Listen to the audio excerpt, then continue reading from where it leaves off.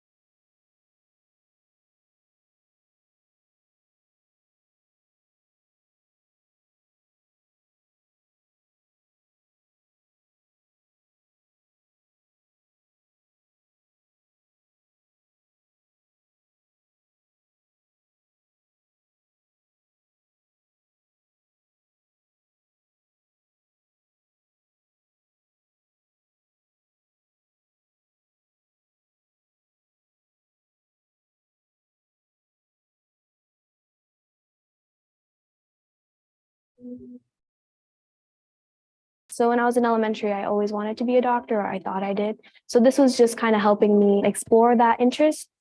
I remember I never wanted to be a doctor because my mom pushed it on me.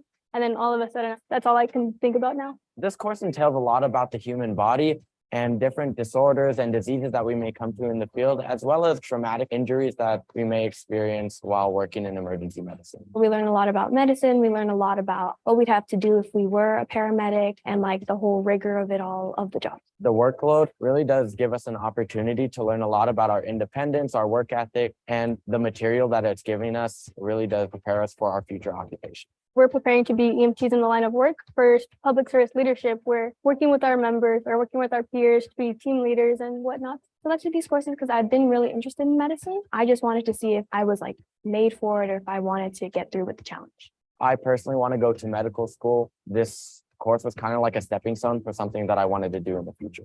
One of the biggest influences that I've had is my teacher for sports medicine. He's taken a lot of time out of his days to help us study for EMT and for his own classes. And Mr. Cohn obviously works with us every single day to be good EMTs. The teachers I've met and the teachers that I've had have been really good at guiding me through high school and like helping me stay on the right path. And they really allow us to work together, work one-on-one with us and understand the material and not just give it out to us and expect us to learn it all. They understand that this course is hard and they work very hard to allow us to really retain the knowledge.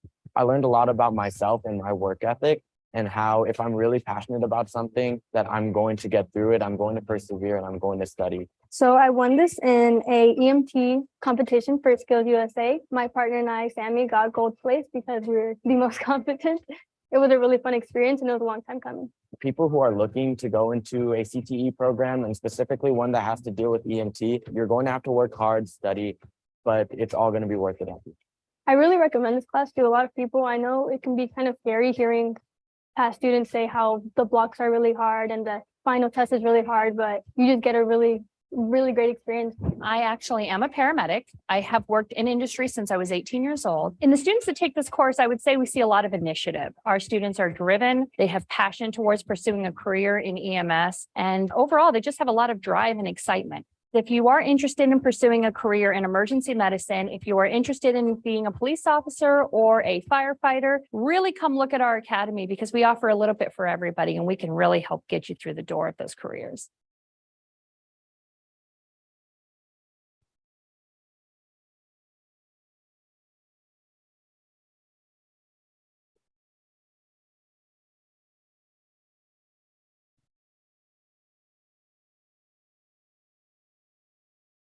So when I was young, my parents used to take me to the air show. It was super intriguing. And I thought, wow, that'd be awesome to be able to learn how that works and maybe one day create a plane that can function and do something awesome like that. I was very interested in space. My 5th grade year, I had a project on Venus, and ever since that, I've always been fascinated about that planet. We learned about spacecrafts, planets, the solar system. It'll definitely be like a leg up for us to do better and do more. Like the Mars rovers, we were currently learning about that, and it was very interesting on how they designed it in order to get to Mars. We learn about space, aerodynamics, and something that's particularly emphasized is the 4 C's, which include critical thinking, collaboration, communication, and creativity. Collaborating with friends or people that you don't know just to see where their head is at. When entering my freshman year, I was very shy and didn't want to speak in front of anyone or present anything, but now I'm able to be outgoing and talk with more people and learn more new things. If I'm more on my own, then my professors aren't going to be there to support me, so I have to know how to network and connect with my peers and my classmates.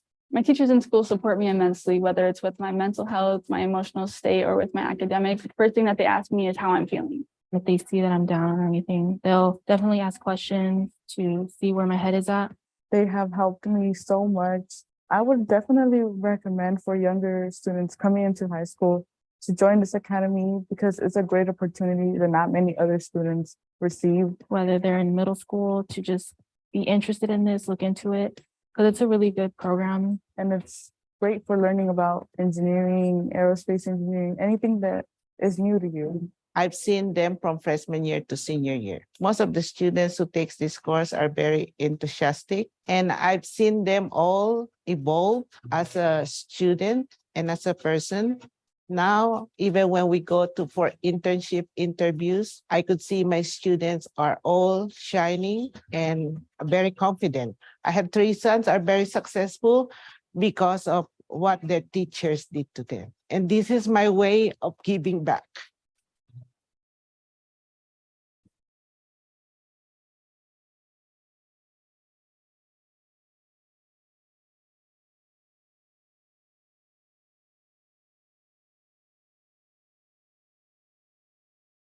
I would always watch my dad work with the cars, and like he was a mechanic who would constantly work in the engine. My grandpa, he was a carpenter, so I always watched them work with their hands and work with tools. And when I came here to the academy, I saw the similar vibe, a similar way they did it. I had a lot of desire to learn from an early age because my sister actually did a lot of circuits and I wanted to do it myself, but I didn't really have an outlet to. I've learned to work with others in cooperative environments. I've also learned to problem solve on my own when cooperative options are not available. Further expanded my knowledge on aerospace principles, and I plan on expanding it further as I complete my senior year at the academy.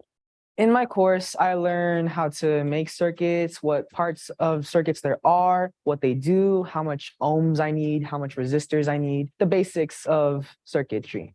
In manufacturing and prototyping, we're just currently learning how to use composites, how to create molds, how to do code layups, how to read safety data sheets, and apply techniques they already use in the field that we want to get into. The environment overall is wonderful. Everyone is friendly and everyone is cooperative to my needs. School is great. The teachers constantly push you to do better. The counselors here help you achieve your academic goals. For my career choice, they will see what's the best way I could learn the things that I want to learn. My teachers in school support me by giving me free access to different types of circuits and different components that we can take home and develop our skills with ourselves.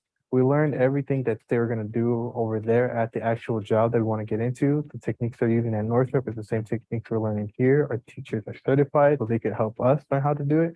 I believe the CTE course prepares me for college and later life by showing me the basics of the most important parts of circuitry and technology It gives me a wonderful curriculum of problem-solving material, as well as the machinery I would use in my further career as an engineer. I feel without it, I would not be properly prepared for such a rigorous career. I would especially recommend this to anyone who is interested in the STEM-based fields. The environment is perfect, and I wouldn't have it any other way. And you get a lot of rewards with them, and there's just nothing to lose with it other than gaining more skills and intelligence. We try to use everything to not just teach the physics, but we want the kids to like see why and how it works. But some end up taking the things that we do in the class, some of the physics and the sciences, and they can bring them into the arts to just make anything that's in your imagination a reality. Once you understand that, a whole lot of your schooling will make so much more sense because you learn why you're learning all this stuff in school, not just what things are.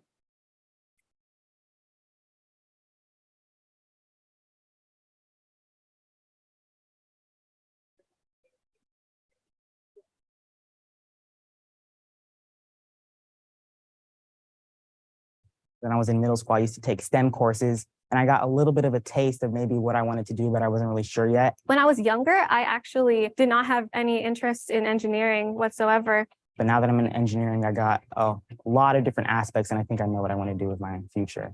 But now that I've joined the academy, I have changed that viewpoint. So computer integrated manufacturing is a course more focused on the digital aspect of engineering, which is more computer aided design. Meanwhile, in engineering design development, we focus more on everything from the previous years, all put together into one course. In that course, we learn a little bit about code and learning how to input different coding softwares into computers. We learn how to use different machines and different robot arm machines. I've learned how to apply the skills of communicating with my group members. So whenever we have a project to carry out, we assign certain tasks to each other. We get to plan a project, then we get to design, and then we actually get to carry it out. And then we also learn how to record your work properly. I think all of our teachers give us a real good opportunity to try different types of things, try different types of projects, and we go all across the spectrum of different types of engineering. I think it prepares me for college career and life because I've been given the opportunity to work with a real aerospace company where I get to do projects with them and even incorporate it into my actual engineering class and even talk to my other group members about it. I can definitely say that as a student of the Engineering Academy, this course helped me tremendously and did a really good job of ensuring that you go into adulthood prepared. From an early age, I definitely feel like I always had kind of a creative passion to kind of move forward with the artistic side of things. And through CTE, I gained the confidence to do better in that aspect. I selected this course because I wanted to expand my creativity in art because I always had a desire for art. In digital graphic design, you learn about how to create digital art pieces and video editing and 3D software animation. And apply it to create logos, flyers, posters, using all of our skills in an advanced way through Adobe Illustrator, Adobe Premiere, and other Adobe products. My teachers in school support me a lot. I think my teachers have taught me to never settle. Teachers here are nitpicky in the absolute best way. And the school obviously gives me the tools and the technology to really move forward with the best products in the workforce right now. So I think my school helps me a lot as well. I do recommend this course for future students because it really teaches you how to be creative and find who you want to be. Kids feel like this is their home, but they are cohorted well, so they feel that our program is a family because they know if they fail the first time, they're going to be supported in their future successes. We work together as a team, both as teachers and students, to make sure that each student is successful in whatever their future endeavors are. We want to make sure that every student has the opportunity to do college and career.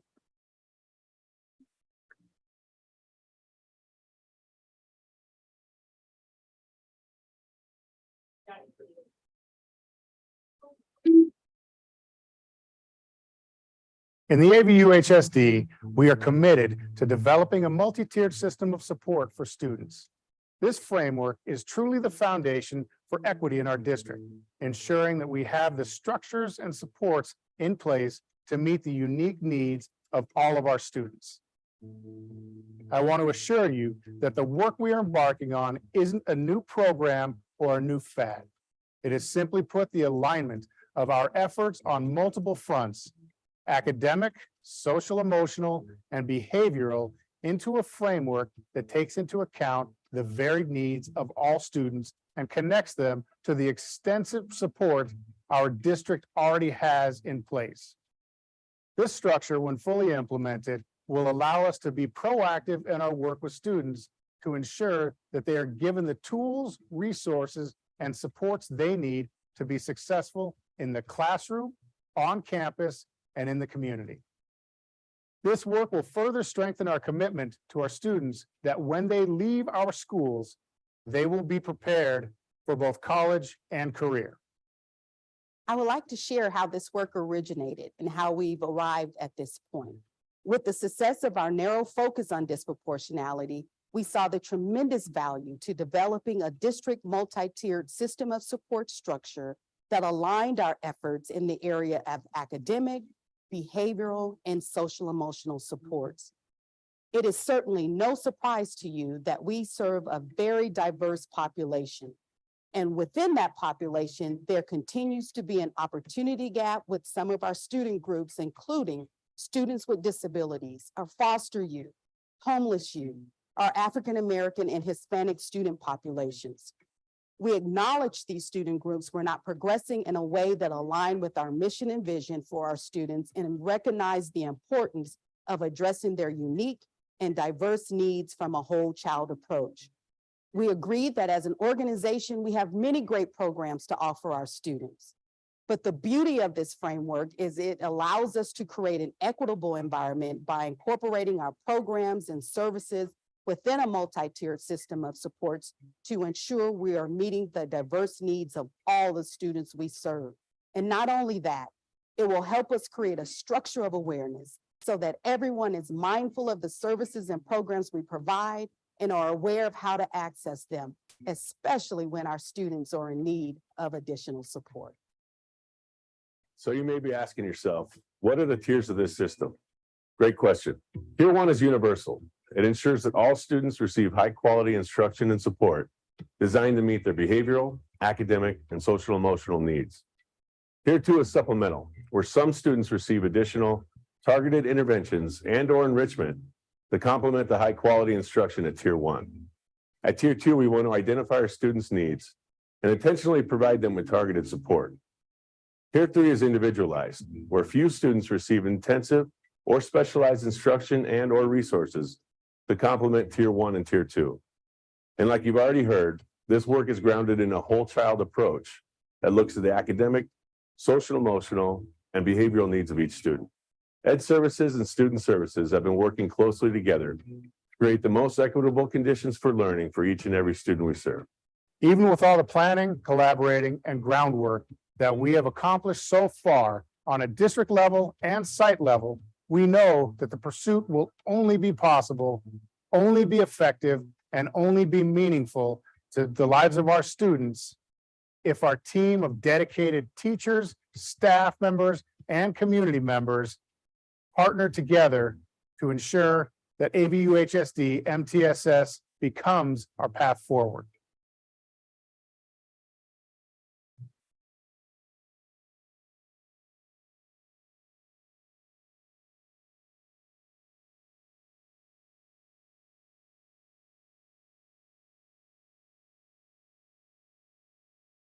With the changing world, we are becoming more and more diverse. We have more opportunities to meet people from all over the world. And with language barriers, it's common for people to miss meeting great people. So it's important to grow with our changing world. The Biliteracy Skill program is not only a great way to become familiar with it, but to become fluent in the language of your choice. Earning the seal of biliteracy was very important as it was the first official acknowledgement of my bilingualism after being able to speak both English and Spanish almost all of my life. And to me, that gave me a sense of pride and accomplishment. Future employers would look at the seal of biliteracy as an endorsement of my bilingualism and see it as a skill and a strength. The amount of students who have received their seal of biliteracy has increased dramatically over the years. I think it's important to be able to communicate with other people if they can't speak English.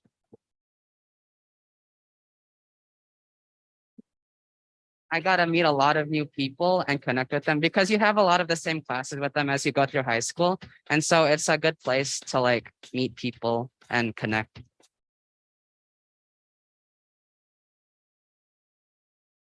You were like genuinely interested in like the language like using in the future.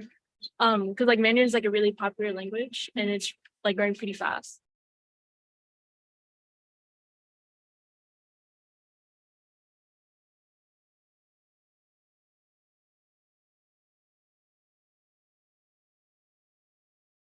When the stakes are high at work, your tone matters. Grammarly's advanced tone suggestions can help.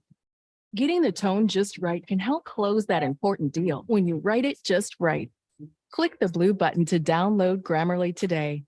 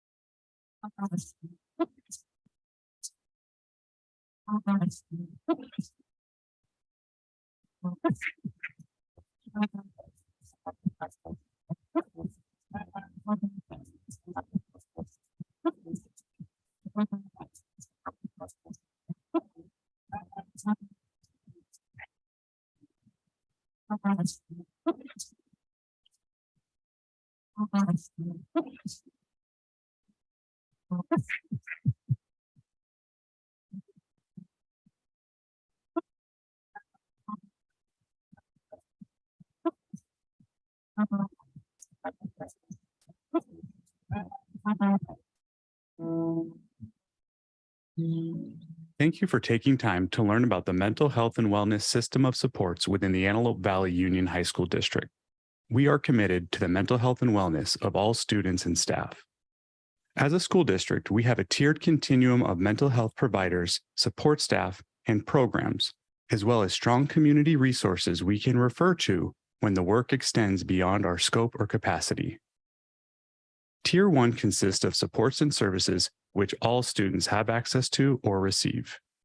Tier 2 consists of supports and services that are in addition to Tier 1.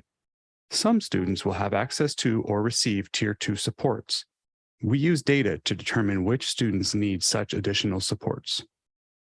Tier 3 is made up of supports and services in addition to Tier 1 and Tier 2.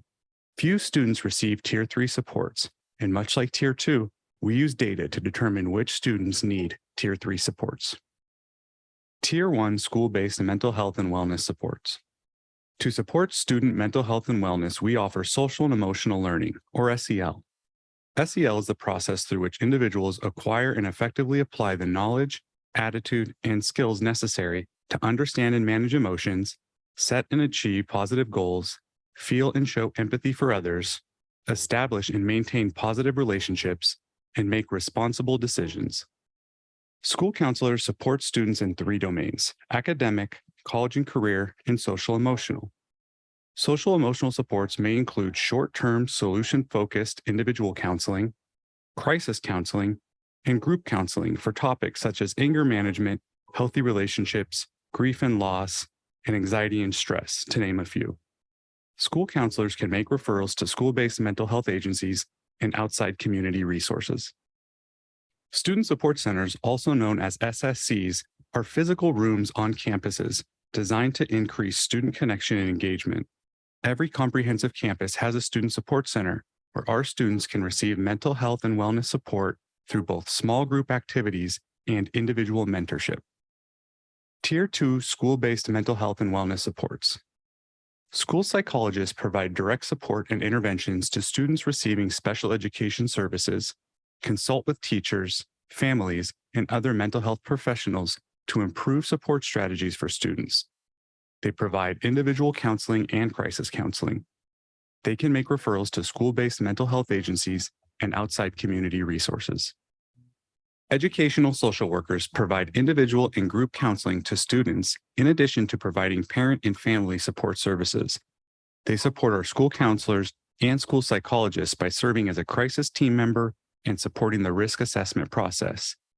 Educational social workers also serve as a connector to community-based resources and organizations. Student support coordinators are teachers that work directly with students in the Student Support Center.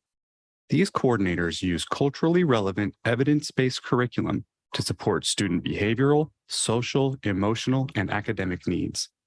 These mentors run various small groups throughout the year, and they also provide one-on-one mentoring. Tier 3 school-based mental health and wellness supports.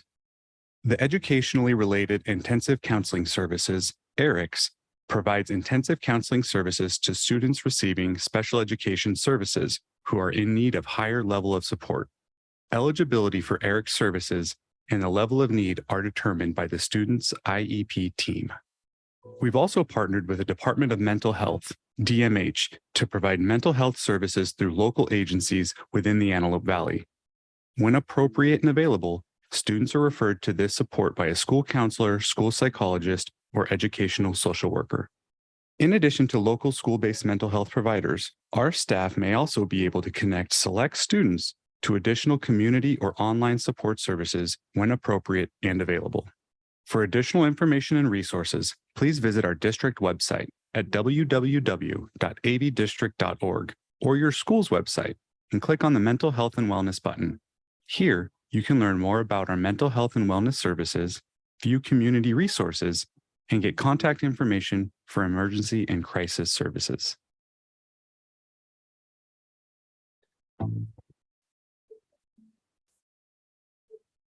We learn about different body parts and different diseases in the body. In terms of muscles, organs, and so forth. I've always wanted to be some type of medical. I used to want to be a CSI investigator. So of course, when I seen this, I had to jump on it. Ever since I joined the CTE course, I just decided to stay in it. And so in hopes of getting a stall and in hopes of applying such methods into my later life, that way I can prevent such issues from happening, such as cancer or genetic deformities and so forth. At my CTE courses, it's not always about academic learning. I learn more how to be confident. I learn different ways to answer questions, and I learn how to talk and work with different people. With each course, I'm learning more hands-on. And then, of course, I've learned a little bit on how to fight cancer. And then, of course, I've learned how to construct more of a prosthetic arm or any other form of prosthesis. My school, it supports me with the different electives that we have and different support systems like the counselors. When we ask questions, they're able to help us and support us. And they're able to work with us one-on-one or work with us in a group. That way we can resolve such problems. I selected this course because I believe that thanks to my sister, I would have a little bit more knowledge. And so I would kind of get a head start. I feel like the CTE courses bring responsibility to my life, and it brings deadlines because not everything is, oh, just get it done when you feel like it. The CTE courses help me see that there is deadlines and that it's not always how you want it, it's how it's going to go. So it teaches me a lot about responsibility and time management. I think that this program is actually really great. It's helped me so far, and it actually pushes me on forward in order to learn much more. And so it'll help me out a lot. And I feel like this is an incredible program. Our students are cohorted, and the same students that are in our biomed classes are also in our English classes, and they move together throughout their academic courses along with the CTE courses. I think that our CTE programs are just amazing and provide our students with the opportunity to learn hands-on skills and work-based learning skills within a high school setting. And I think it's really a great opportunity for them to learn what it would be like in a real-world situation outside of just the high school classroom.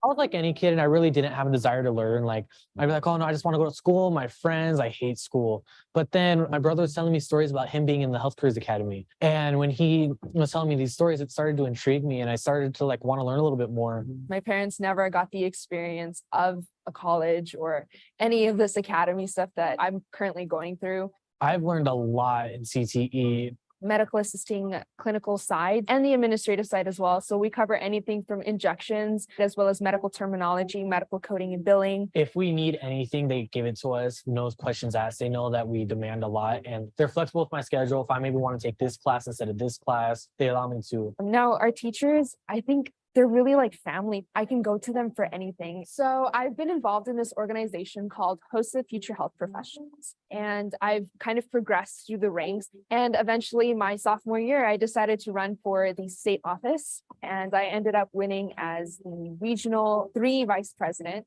And I was privileged to serve such a large region of California. This is the National Honor Society Medal of Sports Medicine. I received it for being in sports medicine for 2 years, as well as holding a 3.5 GPA or higher throughout my 4 years in high school. I recommend the Academy 110%. It's one of the best things you could do in high school, especially if you love health. I recommend it to anyone and everyone. It's just an amazing and fulfilling experience.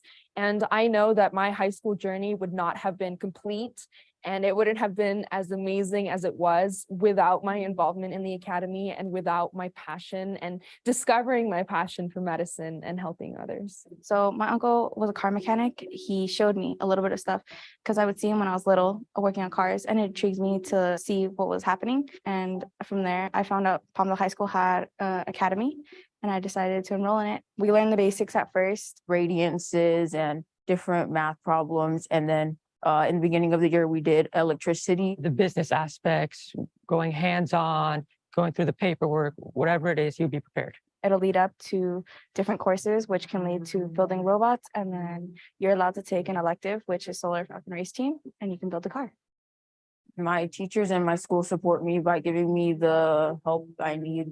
They've just always been there, and to me, they are like a second family. I selected this course because it's very interesting to me. I've been doing it since I was really young. I feel like I can do that in this course. Growing up, I've always been around people that have been working hands-on and have been trying to work. So I have always desired to want to put myself into something and put my best foot forward.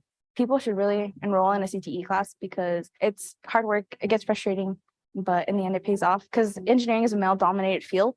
So they bring us in to say, hey, we need more women. And it just came out to be a really good program. Our program is a fully cohorted 4-year program. The students that take this course are normally attracted to the engineering industry, and they want to see what that is like. It is great to see some of the students that have come through the program, and now they are engineers at local engineering companies or defense contractors. They will see what an engineering student in a university would go through and prepare them for that.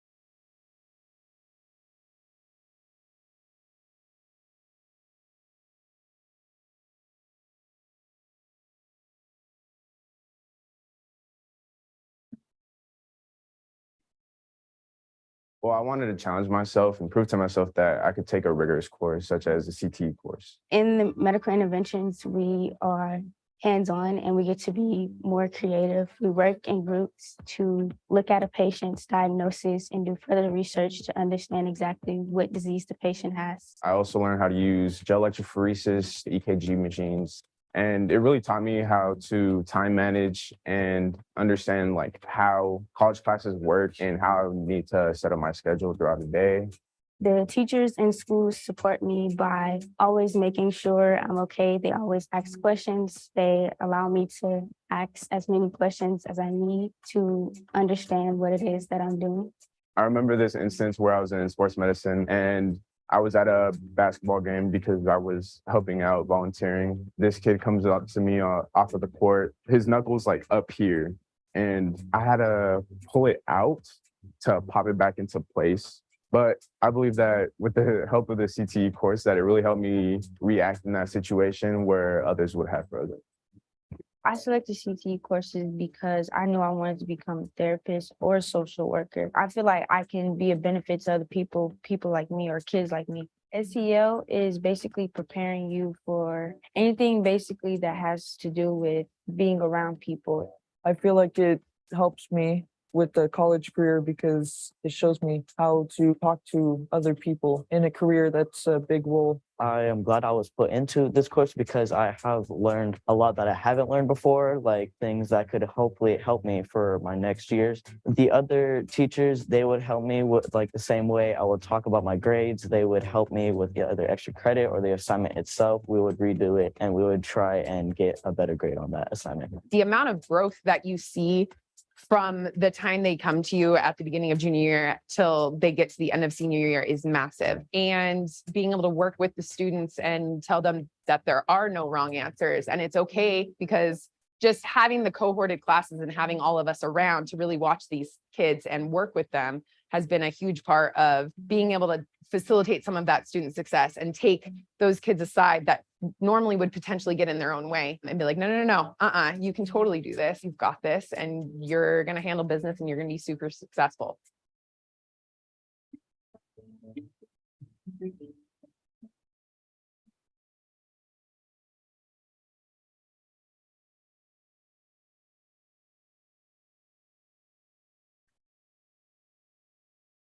Aerospace engineering honors is a class where you learn about aerospace engineering, all the technical stuff that goes into aviation, and how to manufacture planes and what parts are inside. I selected this course because as a child, my families were very involved in aerospace. So I always grew up around planes and I wanted to learn about aviation. In my CTE course, I acquire the necessary knowledge to know how planes work, how they're created, their propulsion systems, the tools and resources that we have. We have 3D printers in order to create little models of what we have. Like recently, we just created nose cones for planes. The simulator we had, there was a bunch of monitors and you looked at it and it was basically like you're sitting in the cockpit of a plane and you get to try to fly it and it's trial and error. You can crash it, you land it. It's everything that would be inside of a plane. So I think that's beneficial to someone that wants to potentially be a pilot in the future. I selected this course because I always had a passion for the film industry from a young age when I took a field trip to this high school. This is one of the classes that we saw. I remember walking around the room, seeing all the computers, seeing the set, seeing all the cameras, and thinking, yeah, this is what I want to do. A few years back, I went to a film school in LA with my little sister. When we were there, I just thought everything was so cool and interesting. And then when I seen the course listed on my course list, I decided that it's something that I would be interested in and it looked cool and I'm glad I took it again. We learned how to use a lot of the Adobe products. So Photoshop, Premiere, After Effects, Illustrator, and we also learned how to film, shoot, and edit our own videos. I think prepares me very well, mainly because all of the hands-on activity that we get in this class normally, like this industry, it's all about knowing your equipment and knowing how to use it and how to use it well. And this class prepares you for that. My teacher in school provides so many things for us. We have Macs for every student. Behind me here, we have a set with professional level cameras. We have a whole master control where we produce a new set. There's so much great equipment here and programs for us to learn the best of the best. My teachers support me whenever I have a question or whenever I have doubt in something, I basically can reach out to them. They always give me the answers that I needed.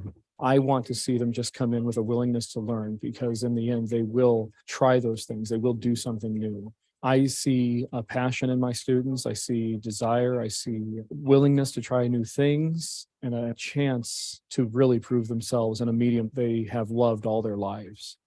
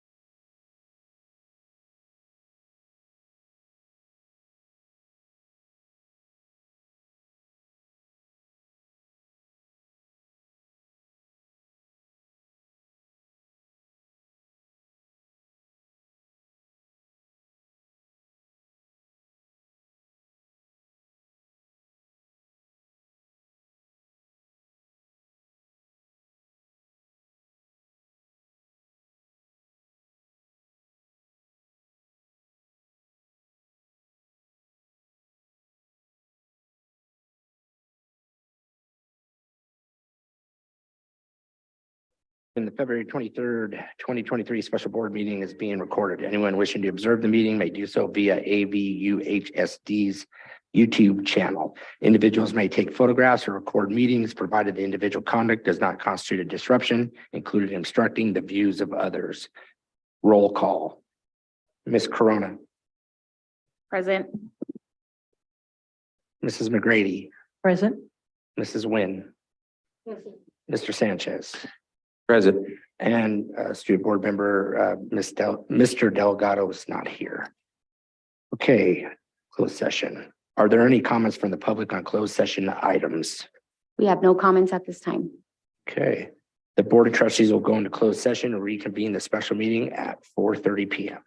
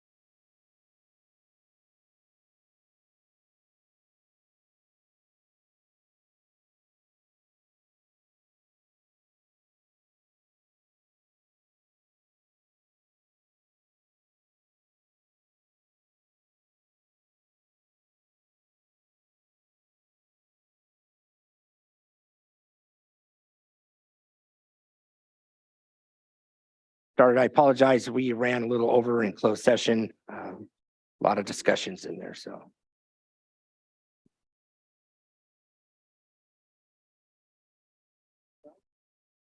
We're going to go and reconvene the regular meeting. Welcome to the Antelope Valley Union High School District Board of Trustees meeting. This board meeting is being recorded. Anyone wishing to observe the meeting may do so via AVUHSD's YouTube channel. In addition, individuals may take photographs or record meetings, provided the individual's conduct does not constitute a disruption, including obstructing the view of others. Okay, thank you. This just saves me a lot of talking. I appreciate it. Welcome to the Antelope Valley Union High School District Board of Trustees meeting. This board meeting is being recorded. Anyone wishing to observe the meeting may do so via AVUHSD's YouTube channel. In addition, individuals may take photographs or record meetings, provided the individual's conduct does not constitute a disruption, including obstructing the view of others. Those wishing to address items on the agenda and matters not on the agenda, but within the jurisdiction of the AVUHD board shall do so in person, complete a speaker form, and give it to the designee before the public comment portion of the meeting. The speaker form must be given to Ms. Orozco before the board president announces the item. Once the item has been called, we will no longer accept new cards. Ms. Orozco will call the individual's name to come to the podium to provide their comments. Individual speakers are limited to 3 minutes each. A total time for public input on each item shall be limited to 20 minutes. Non-agendized items are limited to a total time allotment of 20 minutes. Only one person is permitted to stand at the podium at a time. No speaker may relinquish a time allotment to another speaker. The district encourages members of the public to attend board meetings and to address the board concerning any item on the agenda or within the board's jurisdiction. The board does not prohibit public criticism of its policies, procedures, programs, services, acts, or omissions. Similarly, the board does not prohibit public criticism of district employees. Speakers are cautioned that no person is immune from liability for making intentionally false or defamatory comments simply because those comments are made at a public meeting. Attendees are reminded of the board's civility policy, Board Policy 1313. This civility policy requires that members of the district staff will treat parents and other members of the public with respect and expect the same in return. The district is committed to maintaining disruption-free board meetings. Persistent disruptions by an individual or group are grounds to terminate the privilege of addressing the board. Persistent disruptions by an individual or group shall be grounds for the board president to terminate the individual's privilege to address the board. The district promotes mutual respect, civility, and orderly conduct among district board members, district employees, parents, and the public. The district seeks the cooperation of the public with this endeavor. Okay, we're going to move on to the Pledge of Allegiance. Mr. Sanchez, I'm going to turn it over to you. Yep. Everybody, this is my son, Miguel Sanchez, future pilot. He wants to be a pilot when he grows up. He's going to lead us for the Pledge of Allegiance.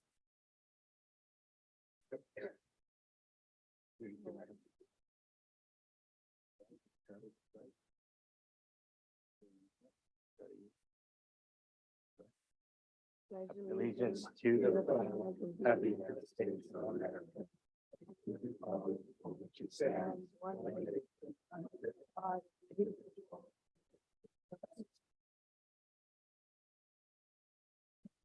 All right.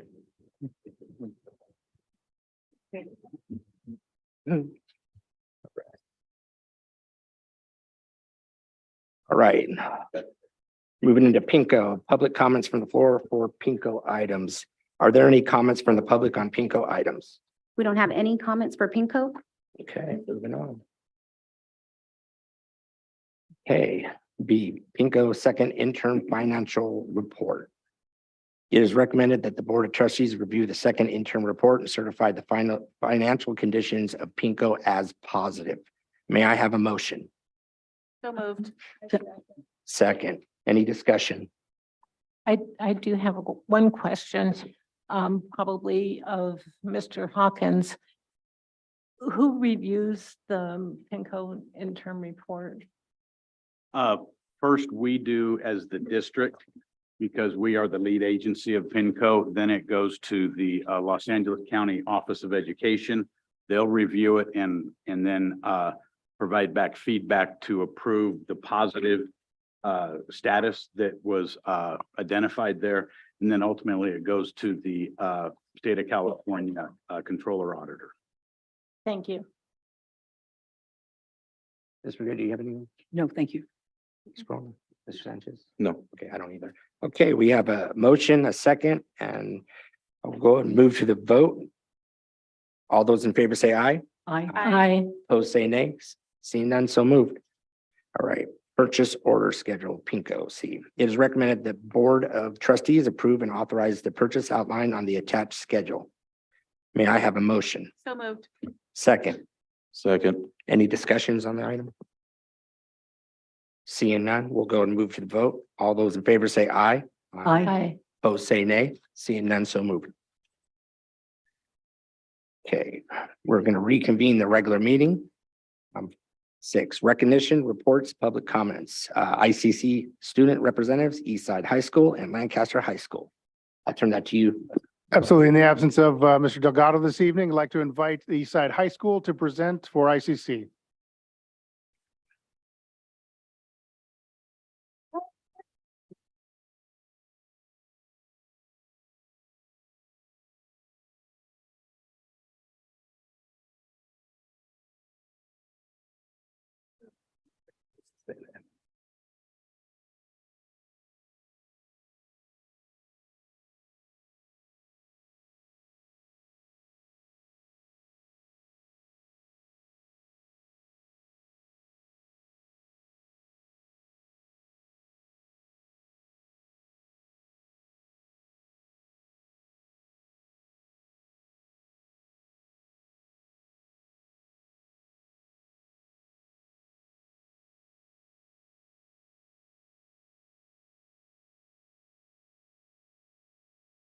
Hey, we are Eastside High School's BOC team. I'm Melissa Becerra, the ASB president.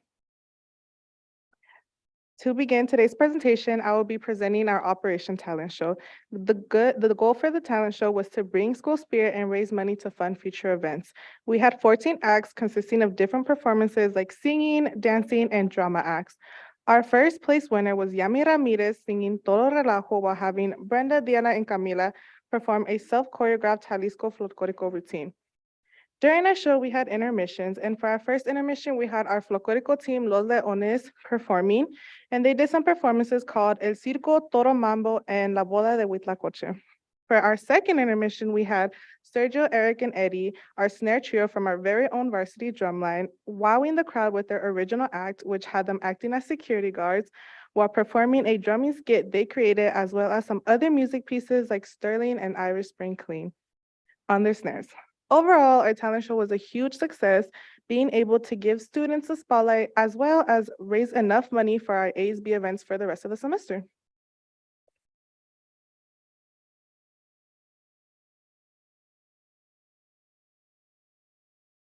Hello, my name is Rihanna Jacobo, and I'm the 5th officer of Eastside's BOC team. On February 22nd and the 23rd, Eastside's AP US History Department went on a field trip to the USS Iowa battleship, where they learned the functions and history of the vessel through a personal tour. About 80 of the department students learned about how the ship served in World War II as a flagship for President Roosevelt, as well as the inner workings, type, and the important battles tied to the ship. I was given some responses by students who went on the trip. Junior Ivory Moreno stated their favorite part was the tour guide, who regaled students with personal stories from their time on the ship. As for junior Emily Rodriguez, she stated that her favorite part was walking into an 80th birthday party where staff gave students cake to eat. The trip's purpose was ultimately to give students an immersive experience into a sliver of history, further enriching their studies and providing extra context behind the lessons taught within the history department at Eastside High School.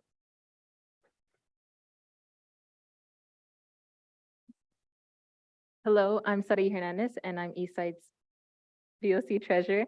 Each year, Eastside's Biomed seniors prepare a presentation on their graduate student profiles as a way to reflect and demonstrate their experiences that help them grow as individuals throughout their years in the academy, known as their senior portfolio defenses. Biomed students start this process their freshman year and follow it through until their senior year. Seniors start the portfolio defenses in the month of February, where they have to present to a panel of Biomed teachers, Biomed alumni, and community members. And our very own Biomed Academy teacher, Ms. Cleveland, recently attended a Link Learning Conference where she helped other academies with their portfolio process.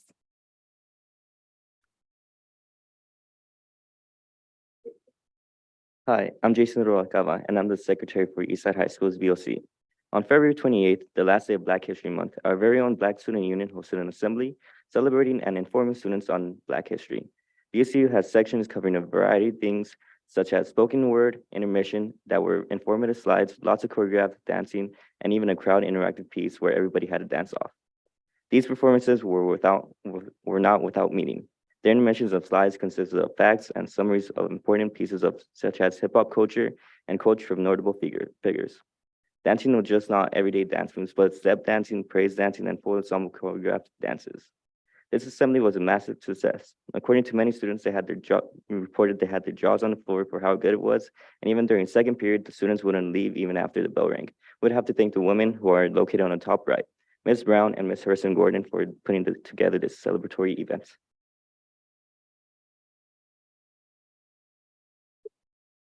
Oh.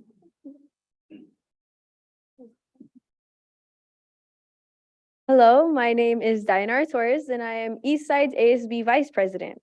On January 27th, our ASB was given the grand opportunity to attend a leadership conference.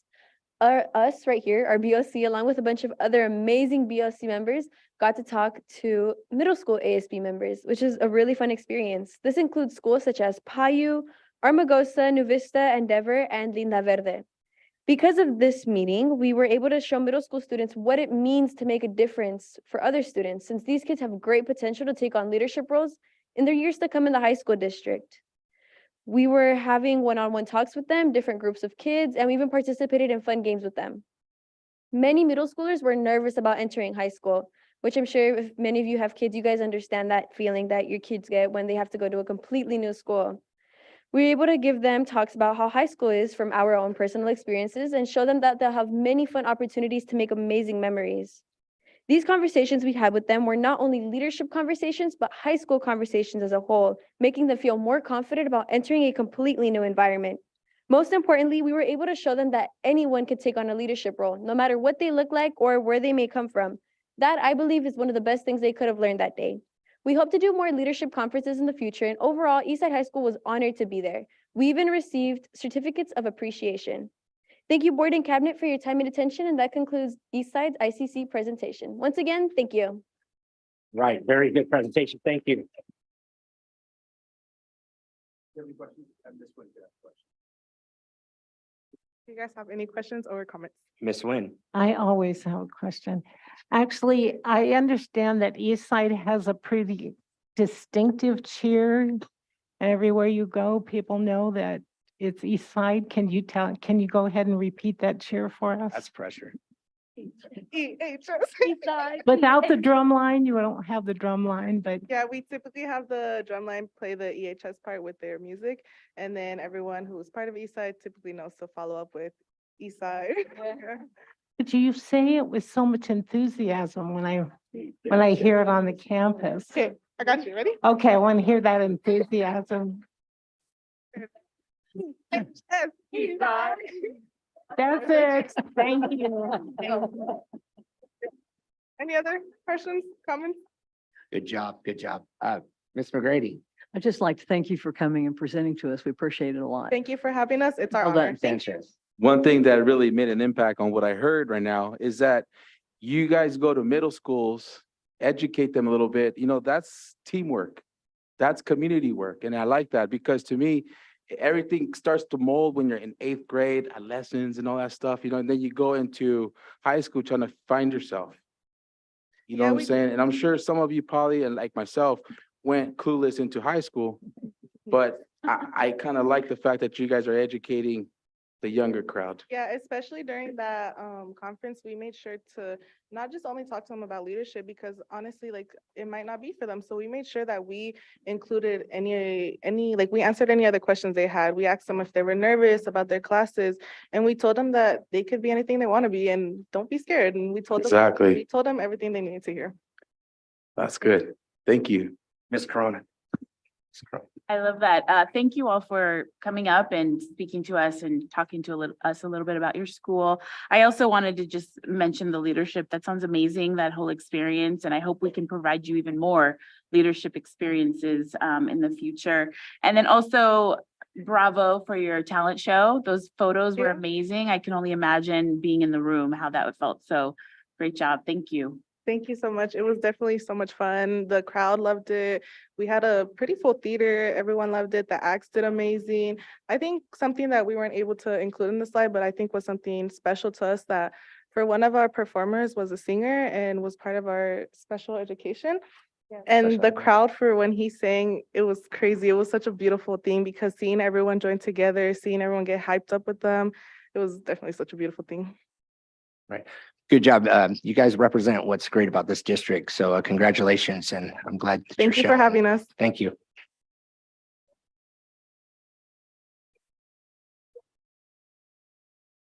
Right, B. Mr. Hughes, we have another school.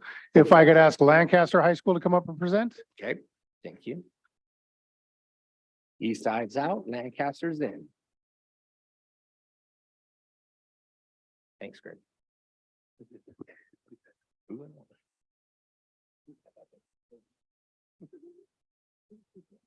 Good afternoon to the board and the cabinet. We are Lancaster High School ASB's Board of Control, and we are so excited to present all that we have been up to around our school. We'd like to start off with some introductions of our BOC team. Here with us, we have our president, Roman Laredo, our vice president, myself, Chelsea Moreno, our VP of activities, Nebru Hernandez, our secretary, Ashley Clark, our historian, Alexandria McLean, and our BOC members, Callie Felkins and Javier Zarate.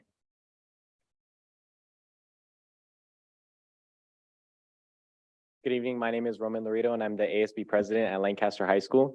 So first, I would like to go over our Eagle Vision, which is our school's news broadcasting system, where we post weekly Eagle Vision episodes on our YouTube channel, which every Tuesday morning, teachers play for their students, and it really keeps all the students connected and informed about everything that's going on campus. And in these Eagle Visions, we have teacher staff spotlights, which recognize all the things that our teachers and staff are doing both on and off campus. And then clubs and sports really take advantage of our Eagle Visions because they can show all of their advertisements and information for the student body to see. And then we also include Be Real segments, which being real stands for respectful, engaged, accountable, and a leader. And so we inform everybody on campus on how they can be real Eagles. And next up, a very big part of Lancaster High School is our Air Force Junior ROTC program. And so this is a program with about 200 cadets, and they learn about aerospace science and ways that they can serve their nation and community. And so last December, they attended the Christmas parade in Palmdale, where they marched in position #1 and ended up winning the overall marching unit award. And they also had their commander's call, which is where trainees officially became cadets in the program. And they also had selection for national awards and the Kitty Hawk Air Academic Society. And they also came to our back to school night, where they exhibited several parts of the program, including rocketry, flight simulator, arm drill, color guard, and much more. And they also had many field trips this year, the most recent being the March Airfield Museum field trip for the second-year cadets and the Ronald Reagan Library field trip for the third-year cadets.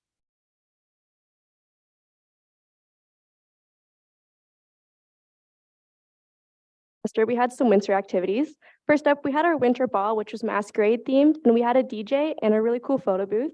We also had a winter spirit week, which had spirit days such as Pajama Day, Winter Helpers, World Cup Wednesday, because this was during World Cup, Winter Whiteout, and Ugly Sweater Day. And then also our Team 399 Eagle Robotics team put on a Winter Wonderland light show. So there was a bunch of Christmas lights and just a winter themed Wonderland. So students could come on the weekends, and this was a community event as well. They could come with their families and just had a great time.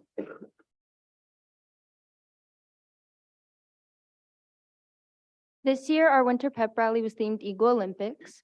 We had performances from cheer, hip hop, Latin dance, and hype club. We also had winter sports spotlight, different games, class roll call, and many more events. Our winter spirit week for this pep rally was Light the Flame, Teamwork Makes the Dream Work Twin Day, Worldwide Wednesday, warm-ups as PJs, and Olympic rings, where each class had their own color that matched the colors of the Olympic rings. So throughout the month of February, we had a handful of activities that allowed the students to dress up and show their spirit. So for our first dress up day, we had Valentine's Day, and you were able to show your relationship status. So if you were taken, you would wear red. If it was complicated for you, you would wear pink. And if you were single, you would wear white. So everyone knew what you were. For our singing Valengrams by choir, we had, you were able to buy from choir for them to be able to come into a classroom and be able to sing to whoever you wanted it to be, whether it was your girlfriend, boyfriend, or just somebody you wanted to embarrass. And they would come in with their ukulele, and they would have a handful of songs that you were just basically able to, you know, have them sing, and they're actually really good at it. We had a hot cocoa fundraiser by the Women of Character Club, who basically in the morning when it was very cold, you were able to buy some hot cocoa right before class. So it was a nice way to warm up. We also had our Avid Weddings and our ASB Kiss booth, where for Avid Weddings on our quad stage, basically 2 people would get together and get a fake marriage. And for our ASB Kiss booth, you were able to come up to the Kiss booth and they would ask you, do you want a kiss? And they would give you a Hershey's chocolate. So this year, the Eagles have been highly successful in the athletics departments and in the team activities. Oh, sorry. To begin, wrestling won the Golden League champs, and the mock trial team won their first case. We also had sports showing their accomplishments. So in our pep rally, teams were able to showcase their seniors and all the accomplishments that they've gone through. Our robotics team also was able to showcase their inventions at Robot Rollout. And then lastly, our boys volleyball team racked up school pride by hosting special events against alumni and staff. Our spring sports teams are still going on, but so far they've been highly successful.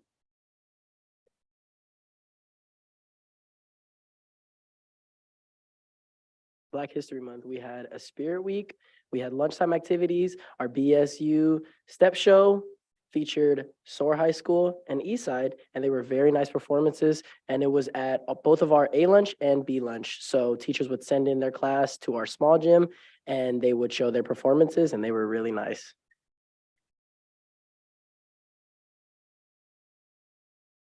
Oh. Oh, okay. Sorry. So last month, ASB was able to create an event called Club Rush, where we were able to spotlight clubs. So during Club Rush, it occurs during lunch in the quad, and it's where clubs could raise money, showcase their purpose, and provide activities for students. It's a great way for students to look out and branch out to clubs. And also at Lancaster High School, we have like a broad, diverse range of clubs, ranging from STEM to literature to volunteering groups and more. So Club Rush is just a good way to spotlight clubs and expose them to potential members.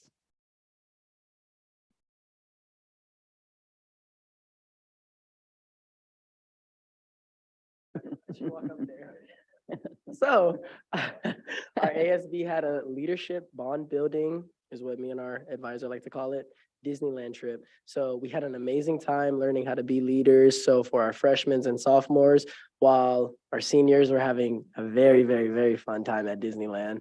It was my personal first time there. and I had a blast.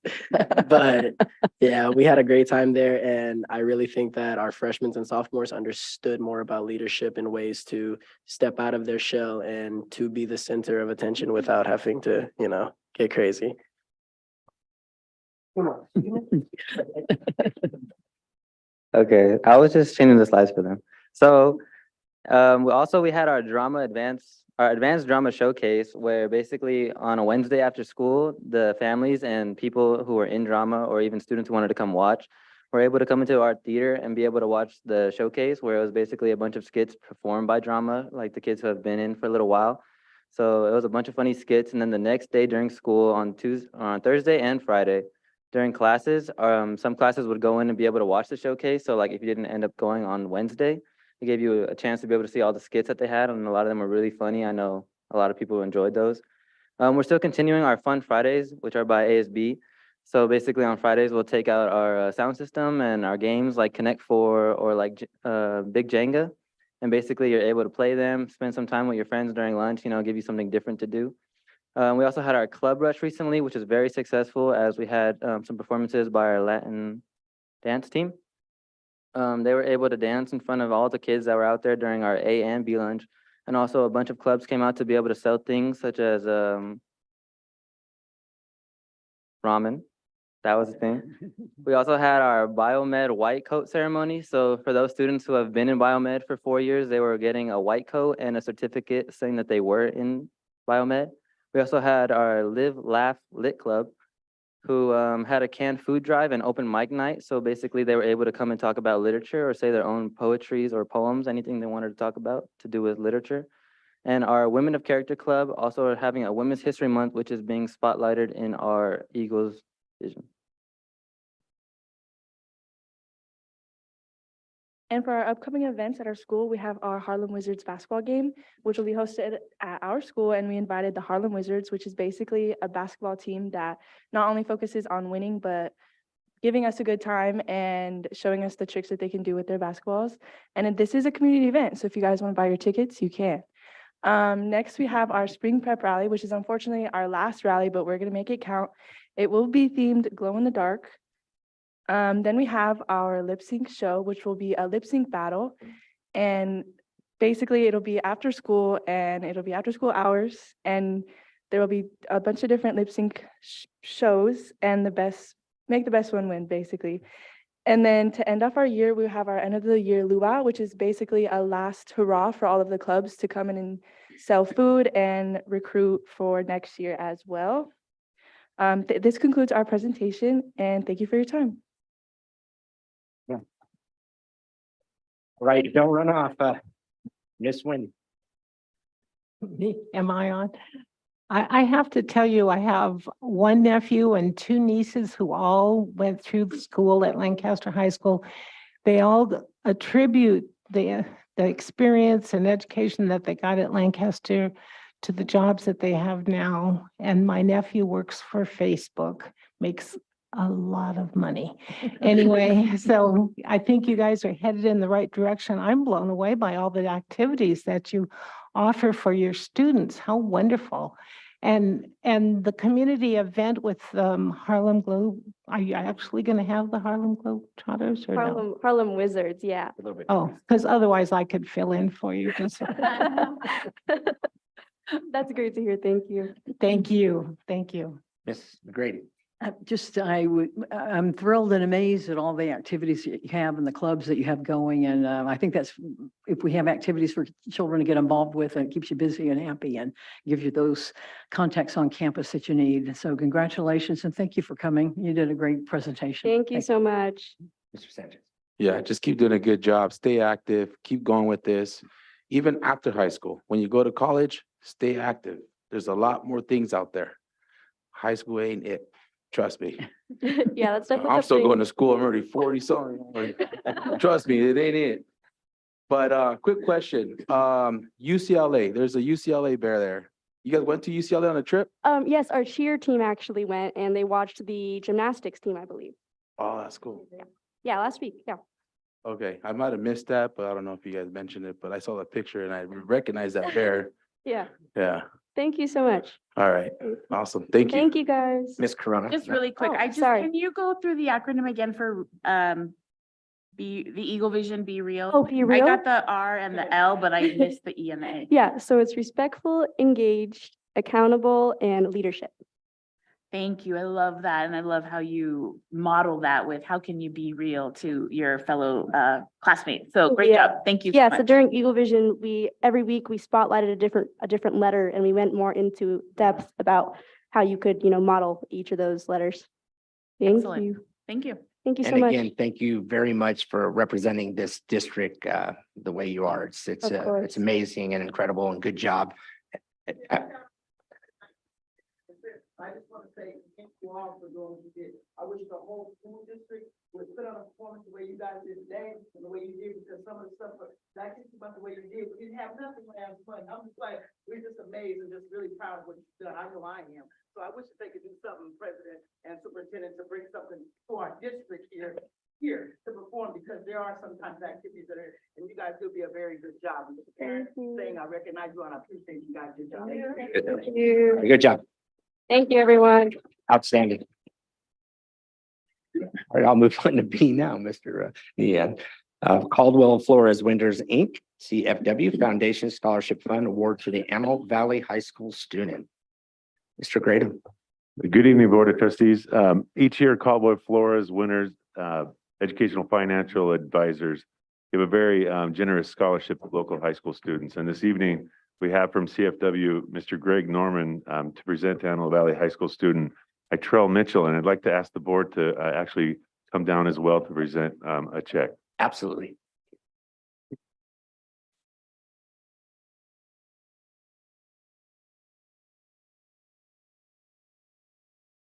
Good evening, everyone.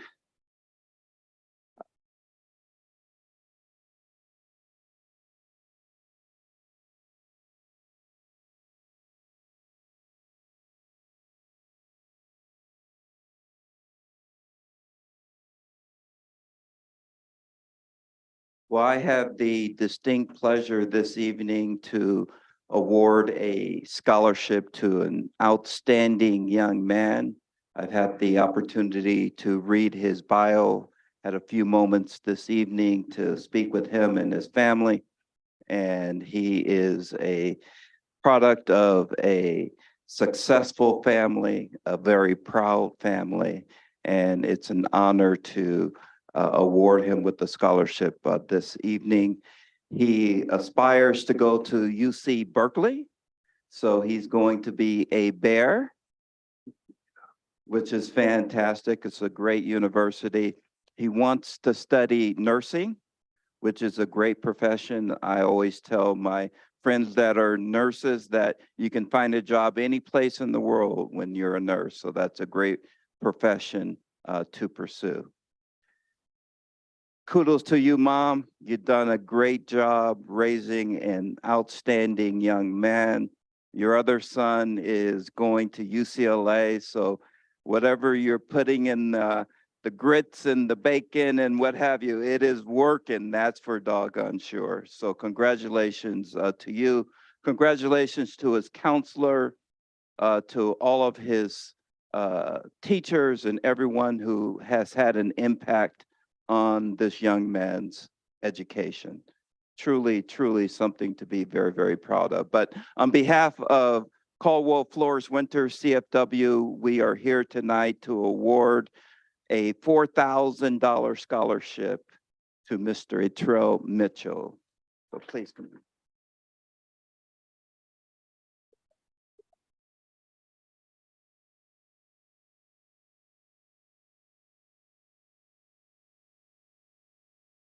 Oh, yes, yes, yes.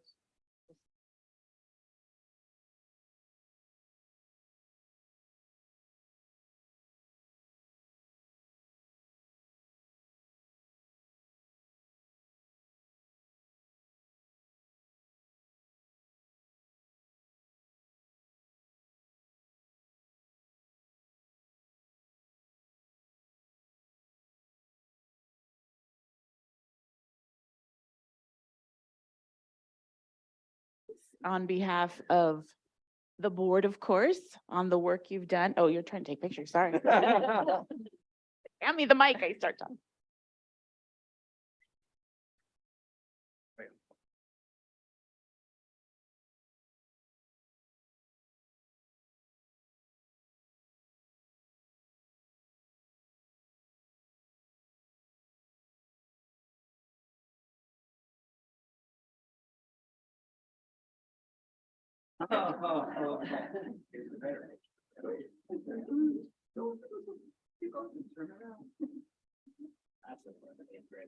Yes.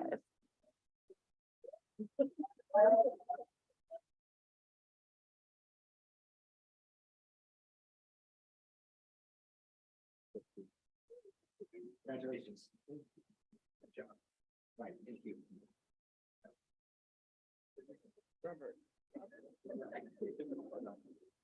Thank you very much, Josh.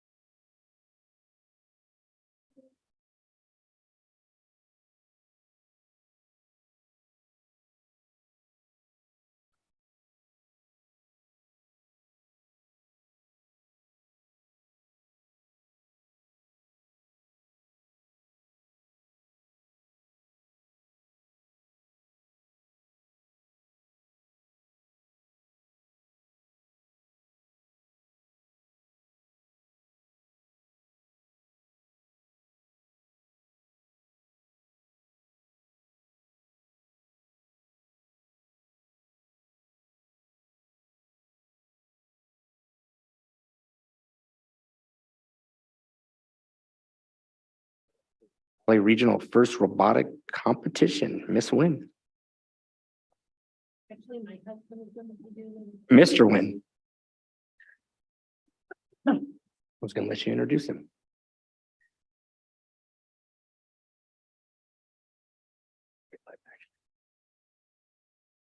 This one? They started playing. Yeah, go ahead.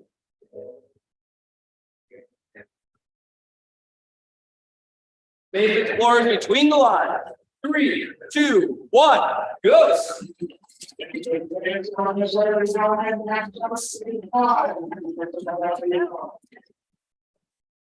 What I really like about this is just seeing the passion that all the kids exhibit. This is a great program, and NASA is very proud to be a sponsor of FIRST. I just love what it does for the kids, for developing the next generation of STEM students. I'm sure these are going to be future employees of NASA and other organizations. I have no doubt that they're going to have many incredible opportunities. Just feel the energy in this room right here. This is why I do this. You know, there's a lot of design and engineering and math and science that go into getting to this point, to this energy. But this is just a game that really exhibits all of the hard work and mathematics and engineering that ultimately will pay off someday for places like NASA. The true objective is to generate the enthusiasm to try to instill into the younger generation what the importance is of science and technology.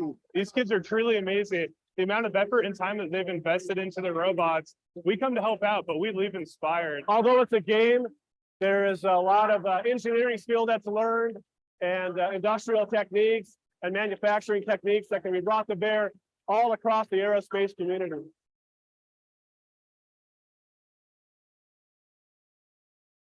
Well, thank you for having me, board and cabinet and Mr. Nia. Here's the question then, what's better, a scientist or an engineer? Who wins? Engineer. Every time? Well, I wouldn't say every time. And a lot of people that sort of are known for their scientific discoveries are actually really great engineers, like Galileo, for example. Okay. Okay, very. Sorry for the technical difficulties. Maybe it's not the technical, maybe it's the presenter, I don't know. Thank you for having me. I'm Dwayne Wynn. I'm from the Lancaster School District Board of Trustees. But I am also the chairman of the Aerospace Valley Robotics Tournament, along with my wife, Danita. We've done the robotics tournament for 5 years. We've actually had a tournament 3 of the 5 years. So we have teams that come to this tournament, 38 teams from around the world. This year we have one from Switzerland. In the past, we've had teams from Turkey and Mexico. We encourage teams to come to this because a winning team here will go on to the World Championships in St. Louis or Detroit. We have the robotics teams that come to us are from various backgrounds. We don't say you have to be a rocket scientist to do this. The kids take this as a challenge starting January 7th. That's when they're given the game, what they're going to be expected. And in 6 weeks, they have to have a robot ready to go. So it goes from the very day, if you've never been to a robot rollout, and I'm so happy to follow Lancaster High, who has Team 399, which I've been involved with since 2002, and Eastside High School, where we have our robotics competition. So I couldn't have followed any better high schools. Although they're all good. They're all good. I'm glad you were a little bit late getting started because I was at the Black 365 Knowledge Bowl competition between Lancaster School District and Palmdale School District. I won't tell you who won, but it wasn't Lancaster. It was a good competition though. The robots are, like I said, built in 6 weeks. The cost, I hate to tell you what the cost is, but at the rollout the other night at Lancaster High School, the chairman of the robotics team said it is the most costly after-school program in the entire district. A cost to go to a tournament is between $5,000 and $7,000. That's to attend one competition. Most of the teams try to attend 2. And thankfully, with the help of the Antelope Valley Union High School District, NASA, Lockheed, Northrop, and many others, companies that you wouldn't think of, they support this. Give the money to the high school, to the teams. And we have teams from not only Lancaster, but we have had teams from Antelope Valley High. We have teams from Quartz Hill High. We have teams from Rosemond. We have teams from Palmdale. And like I said, this year's tournament's 36 teams from around the world. Switzerland, Arizona, California, and other states. So I'm hoping you can come out and attend. I think that between March 29th, when we start setting up, and April 1st, we will have, I would guess, 2,000 or more kids, students, I mean, I hate to call them kids, students and parents. It's an open invitation. There's no charge to anyone to attend. We have a real need for about 30 volunteers, field setup, ambassadors, things like that, judges even. And again, you don't have to be a rocket scientist. But what we need are people that are willing to come over, take part in this event, watch the enthusiasm of these students. And for those of you who have been there in the past, you'll just be amazed, totally amazed at those students. Now, I have some information about it for the board, along with some coins that we made for the event. And challenge coins. I'm sure some of you know what they are. Probably, yeah, Mr. Hughes, I'm sure you know what they are from the prison and other places. That if someone asks you if you have a challenge coin and you don't have it, can't show it, it's a penalty. It could be, I don't know what, what the kids would do, but I'm sure that I'd ask Mr. Hughes. What's that? Buy me a Coke. There you go, buy me a Coke. That's true. Anyway, I do hope you can come and attend. If there's any questions, I'd be happy to try to answer them. Right. Thank you very much for your presentation. I will actually turn to the boss. Yes, that is very true. I have a Not Mr. question. Nehan. Ms. Go ahead. Actually, one of the things that you didn't say is the teams do a lot of fundraising to be able to do this. I think it's exciting to see their enthusiasm. I'm not really a robot person, but I got kind of involved in it by watching the teams in the past, and now Dwayne and I work to make sure this happens for these kids. These students, I'm sorry. One of the exciting things is to go at 6 o'clock in the morning on Friday morning, because the doors don't open till 8.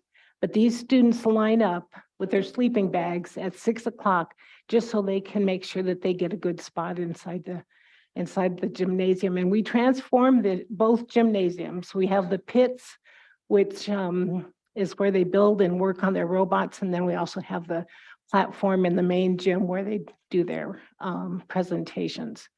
And like I said, Dwayne said, we have teams from around the country, around the world. It's a live stream. If you come, I'll make sure you get live streamed announcing the next tournament or the next game. Next match. Yeah. And we have students that help us with that live streaming as well. It's live streamed, like I said, around the world. It's an amazing event, and we need to give credit to Eastside High School and also to First Robotics. We can't do this without First Robotics. When they came out from New Hampshire, took a look at what the Antelope Valley had to offer, and we showed them many different venues. Eastside High School was the one that they wanted. Well, they were blown away by the school and amazed and impressed by what the school had to offer. And during the last 3 events that we've had, and we were shut down during the COVID years, but during the 3 years that we've had the events, First has commented about how well this event is ran. The Dave Maracek, our event coordinator, who's also works for NASA, has been tremendous to help us get this rolling, get this started, and support it. NASA supports it 100%. So, but that means we still need a lot of money to run it, and volunteers. Please, volunteers. We can always use you. And with that, Danita, do you have anything else? Pardon me, what'd you say? Anything else? No, I think you're done. Ms. No. McGrady. Ms. McGrady. Thank you. Is she doing this? I have a couple of questions, Mr. Yes, Ring. please. So the volunteers needed, have you asked the district to put this announcement out to district-wide for volunteers? And is there that communication or partnership? You have, and have we been able to provide any volunteers that you're aware of? I want to say one thing. The event happens on Thursday, Friday, and Saturday. And we don't want to interrupt student learning as much as we can. The students are here from all over the world, like I said, but they're here for the event, for the competition. Okay, so you're looking in other places for volunteers. We have looked Edwards Air Force Base. In fact, they offered me another 25 people again today. So That's a good thing. Air show volunteers, people who volunteer for air shows, we go to them Mhm. since they're good volunteers. Yeah. Well, it seems like a good opportunity for the academies, because I understand Thursday, Fridays, but perhaps on a Saturday, it could be a great opportunity for those that are not competing, but they're in the academy that are the engineering, or that it just seems like a nice pipeline into, oh, what could Oh, you no, be doing? you're So just for absolutely right. volunteering. You're So I'm absolutely just right. trying to think of how the district can continue to support this in other creative ways. Oh, no, Miss. So that's Guerrero. all I'm asking. We do. We, in fact, on Saturday, we usually have somebody from the school, Eastside High School, who does our web announcing, runs the streaming part of the event. And the Lancaster High School team, 399, offers us student ambassadors. And so they come on Saturday for sure, Friday late, Saturday, and do all of the taking the Senator Wilk or Congressman Garcia, who they all come to the event because it's a great time. And it gives them, the students, a chance to walk them around, show them the pits, because it's both the main gym and the side gym that has all of these events going on. So, yeah, the students are great. Can I, Thank you very can I much. add one real quick thing? On Thursday, we will have a double flyover by NASA will be providing a flyover, and they always make a low flyby, and they usually go and then come back by again. It's interesting because most of the Lancaster students just look up in the sky, but all the other students from out of town have their phones and they're taking pictures. It's quite an impressive Friday. Our guest speakers will be from NASA and Lockheed and Northrop Grumman. And on Saturday, our guest speaker will be Mr. Greg Nehan. And also, well, I have a surprise guest speaker for Saturday as well, so. All right. Thank you very much. And thank you very much Thank for the you. coins. We You're really very appreciate that. All right. Thank The you. board officer Thank report. No, you're fine.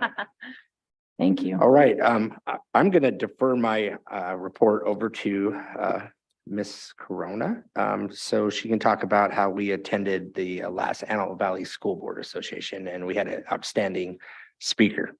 Go ahead, Ms. Yes, so we had the real honor and privilege to be a part of the most recent AVSBA monthly meeting, and it was hosted at Antelope Valley College in their Performing Arts Theater. And there was an amazing speaker. Her name was Bogie Latiner, and she is an advocate for CTE. She's a master technician in automotive, and she was really talking about the gap within females working within the automotive industry, but any of those, as some would say, jobs that are not historically women's jobs. So she started a Girl Gang Garage, and it's for women. They rebuild. I mean, it was so fascinating. And I hope that we can bring her ideas into our district to really provide opportunities and access to women to get into these fields. Because the bottom line is that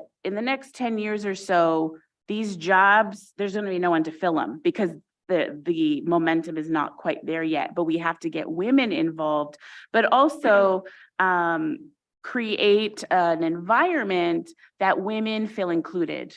Because I know I am always nervous to go to the automotive shop because, to be honest, I'm afraid that they're going to give me a different price or talk to me differently because I'm a girl. And I've had these experiences. So Bogie, fascinating. So I forget, Steve DiMarzio of this association is the one that brought her in. And I've already mentioned this to the superintendent and to Mr. Hughes that I definitely want to see how the district can provide this for our young women. And so women and our young girls can have this role model to get into these jobs. Ms. Wynn, you were there as well. So if I'll defer some of my time to you as well. Oh, I thought it was very interesting. Dwayne and I have redone several different older vehicles and so it was interesting to see when I was a kid growing up and before I ever got to drive, I had to learn how to change oil, change a tire and do some minor fender bender repairs that maybe I was involved in. And I learned the value of Bondo. That's at that time. But I think it's very important. And she gave a very good message. It was a strong message.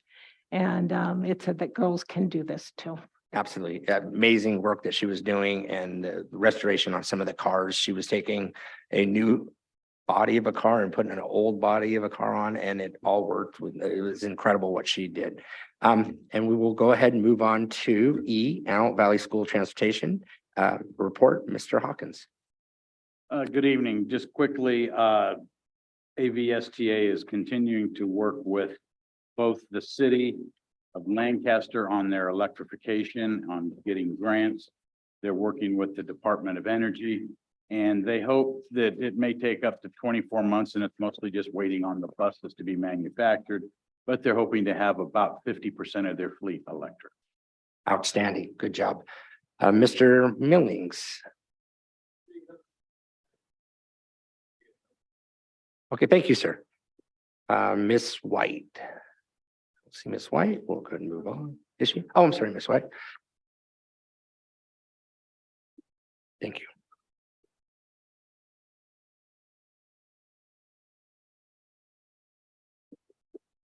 Thank you. Good evening, Board President, Mr. Hughes. Evening. And board members. Also, our board cabinet, Mr. Nian, Mr. Willis, and Ms. Orozco. First of all, to say, as most everyone knows, you're too Please. kind. Please, please, please, so we can hear you. As most everyone knows, I'm extremely disappointed that our possibilities this year, we haven't secured a snow day, and that goes without saying. I hope you will work on this for us. We still have time. Tonight, I would like to acknowledge and thank, where'd he go? Mr. Gary Allen for his efforts in getting hotspots to all of our sites for our students. The hotspots were desperately needed, and without his untiring dedication, our district would not be able to have gotten this valuable component to our students. So it was his hard work. By the way, we need another 10.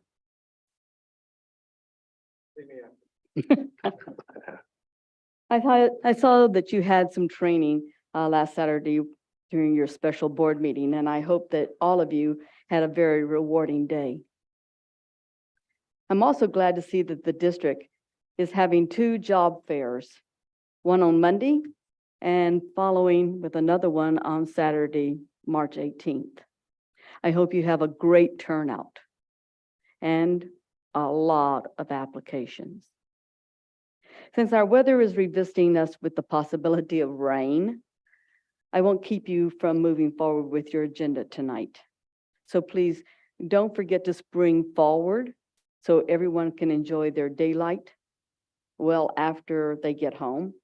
I, for one, am looking forward to having the sun still up after 5:30 or 6 p.m. So enjoy your weekend, and seriously, please work on that snow day for us. Have a good evening. Thank you, ma'am. Right. Public comments from the floor on agendized items. Are there any comments from the public on agendized items? Yes, we have 3. Okay.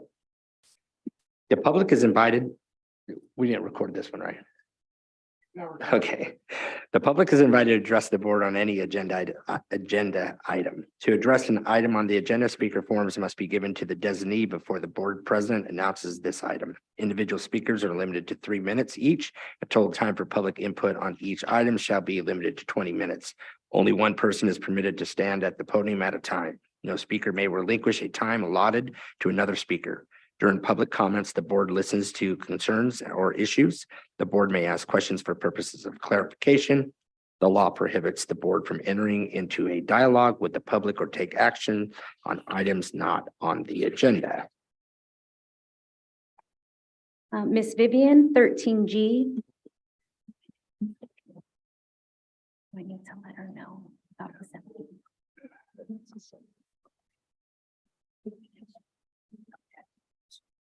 Miss Vivian, before you begin, I know you have also 7A. That's for the public hearing. We'll call you back up when they open the public hearing for 7A. Okay, thank you so much. I'll try to remember my speaking. Good evening. To my good evening, new board member people, I appreciate you all three. And I'd like to say my Superintendent Orozco and the new council and Miss Ramos and stuff. I want to just say that I'm here tonight. I guess I went over something on this here G and 7 I'll talk about later, but I was noticing how there's something about the WUF connection.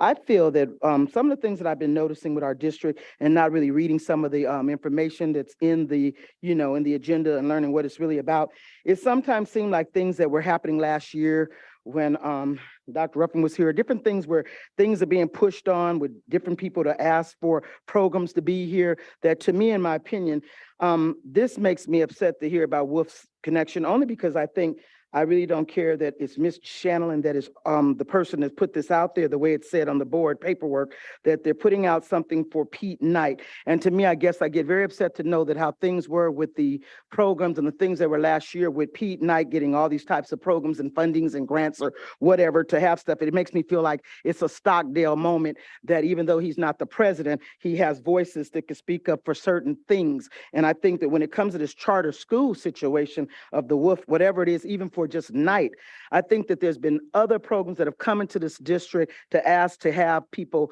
like things, special needs and special kind of programs for the kids that have different learning abilities that have been just knocked down by some of these same people that's been on this board that shouldn't be here, that have allowed certain things that kids of all races, all colors, all ages, from middle school, from elementary to all the way up to high school, that this district, that many of them know, like that program I Lead, this program to me just appears to be something where there's other ones that are being pushed even by Mr. Chris Grado about things that I just feel like behind the scenes, if you don't read this stuff, everybody's pushing this stuff for monies to have monies, all these different places. But the school district needs the money. The kids in different schools need the area. It's just like you were asking for things such as money for proms and different things, proms or graduation. Kids in this district, a lot of them don't have these opportunities, but some of the things that are being promoted to push things to have fundings and grants and schools, new schools be here, I don't think it's worth it. I don't think that when you vote on that it should be passed. Whether it does, it's going to be passed or not. Just some of the stuff behind the scenes. If you go back to look at some of the stuff that I think that we were talking about when the other people were coming in here asking for getting stuff to help our children of special needs, special learning things that they need. Shannon Williams knows about these special needs of different things that kids have in this district. And I just think that certain things that if this program that they're offering does not help the kids that are in special ed, if it doesn't help the kids that have learning disabilities, or even kids that are, even if you're high up there in school and you have good abilities, let everybody get a chance to be a part of anything the Stockdale School or anybody is promoting for them to get programs there. It should be for everyone, I believe. And that's my opinion. Thank you. Eugene Hernandez, 10B.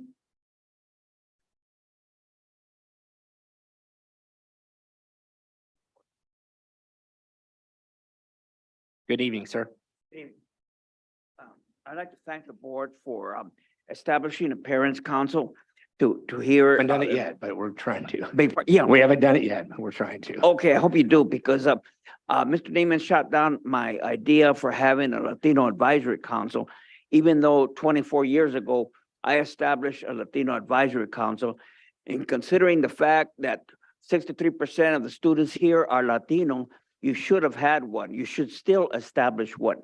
And I think that it's time that not only ESL parents are heard, but we're not all undocumented aliens, you know. There should be Latinos advising this board as to Latino specific needs. I think that's only fair. We're taxpayers. We supported this district, and you should listen to us. But I think this is a first good step to have a parents' council. Thank you very much. Sir, just if I make a comment. Sure. I have a outstanding Latino and Latino council right here, right to the right and left of me, and I'm not that I'm not, No, I'm that's not not it. opposed to you, but I That's not it. You're changing the subject. Nope. I'm talking about grassroots community members, not you elected officials. I know that you're all in league, but you should hear from a different point of view. Don't put us down that they represent us. They don't. You know, I want a grassroots council of Latinos to advise you, you know, that, you know, that you're showing a great deal of white supremacy by saying that. Okay, sir, actually, we'll probably have some conversation on that. Thank you. Kimberly Jones, 15H.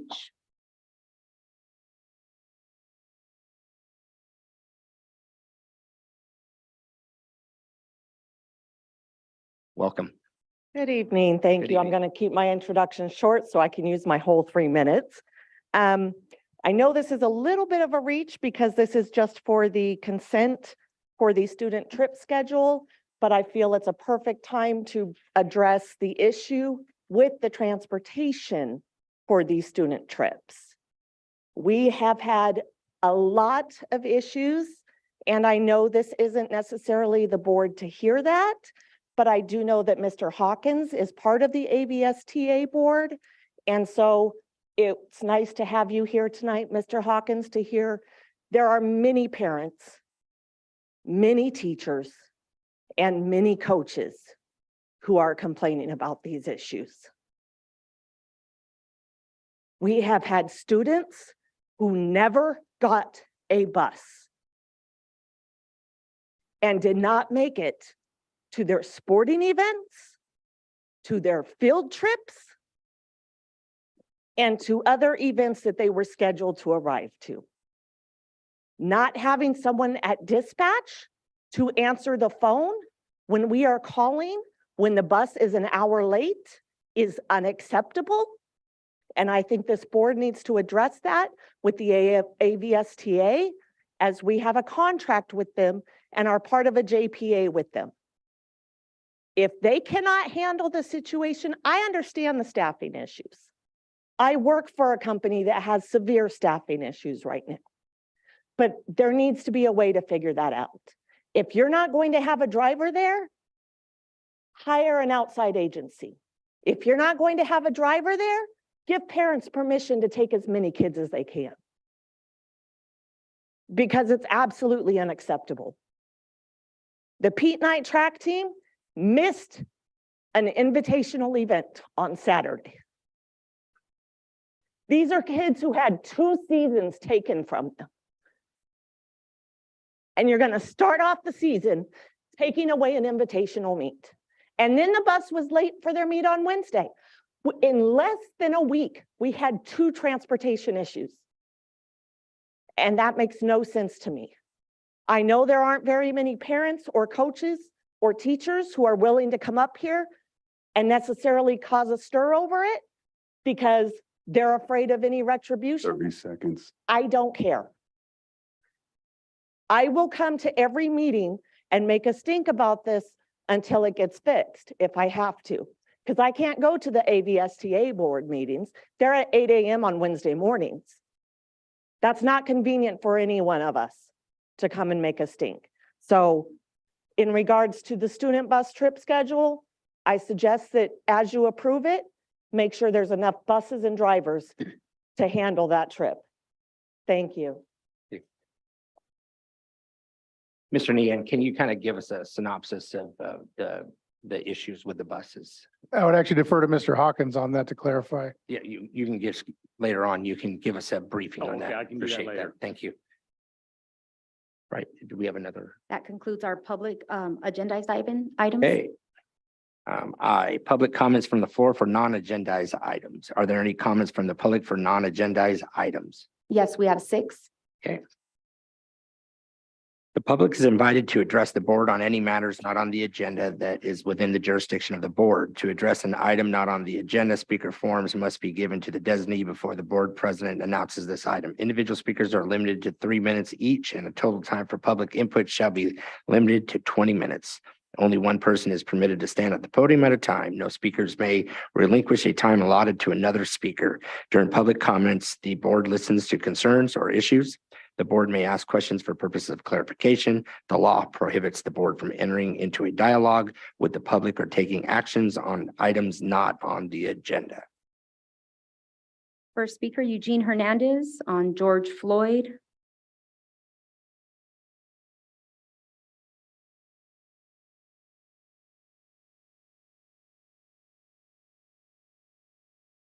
I think that this district should have an event commemorating the murder of George Floyd. This is a seminal event which reverberated throughout the United States, and the students here should know about what its implication was as far as law enforcement and as far as justice. Secondly, I am furious that you have a month here of March in which you don't acknowledge the Chicano community. 55 years, 55 years ago, there was walkouts in East LA that started the Chicano movement. And the walkouts were because of the racism of the school, not teaching our students their history, not letting even students speak in Spanish, and other racism. And there's nothing in this school district that's commemorating that. There's 2 good movies called Walkout and The Last Brown Berets, which tell the story. Furthermore, it's March Women's Month. We have Chicana leaders in our history that should be commemorated. Alicia Escalante was an East LA leader of welfare rights organization. And there's also a woman named Emma Tenayuca, a young lady, 16 years old, in San Antonio, Texas, who led a strike of 5,000 pecan workers. Why is this excluded? Furthermore, March is the month of the birthday of Cesar Chavez. You have no events commemorating that. You have a ton of events commemorating Black History Month, but we, as Latinos, are second-class citizens in this district.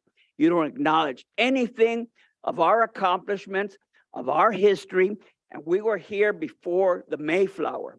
This is a grave miscalculation by the school district. I would suspect none of our history is taught in this high school district, none of it. And that is a big mistake because you're not letting Latino students know about their history, about their culture, about their accomplishments, about their leaders at all. And this goes on year after year.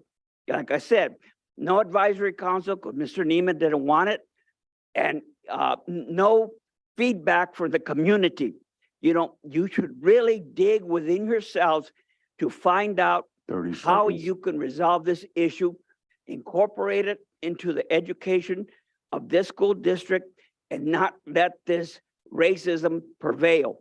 It is a shame that you continue it year after year with no acknowledgement of us as a people. You have Black History Month, you have that other class about Blackness, but what about Latino-ness? Thank you. Thank you. Thank you. Diana Padilla, Student Care.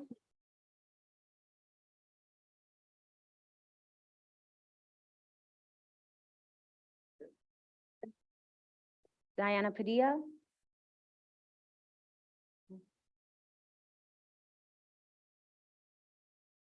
I don't think she's there. We'll want to call back. Well, we could cycle. Diana, is she here? I don't know. Okay, if you want to bathroom, so let us know when she comes back. Let's move to the next one. Raquel Durfler, Student Care.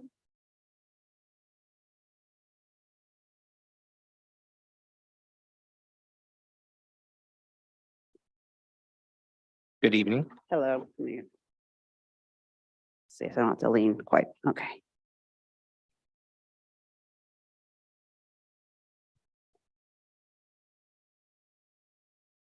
In community, at last month's meeting, I discussed issues Cancel the Contract had highlighted in its letter delivered to the district January 19th of this year. You had 30 days to respond to the requests that we laid out in the letter, and you did so on February 17th. I will read into the record a portion of the opening paragraph from this letter. So quote, "The Antelope Valley Union High School District is in receipt of your January 19th, 2023 letter outlining your client's concerns regarding the district's policies and practices pertaining to student discipline, which, as you allege, has resulted in discriminatory treatment based on race and disability.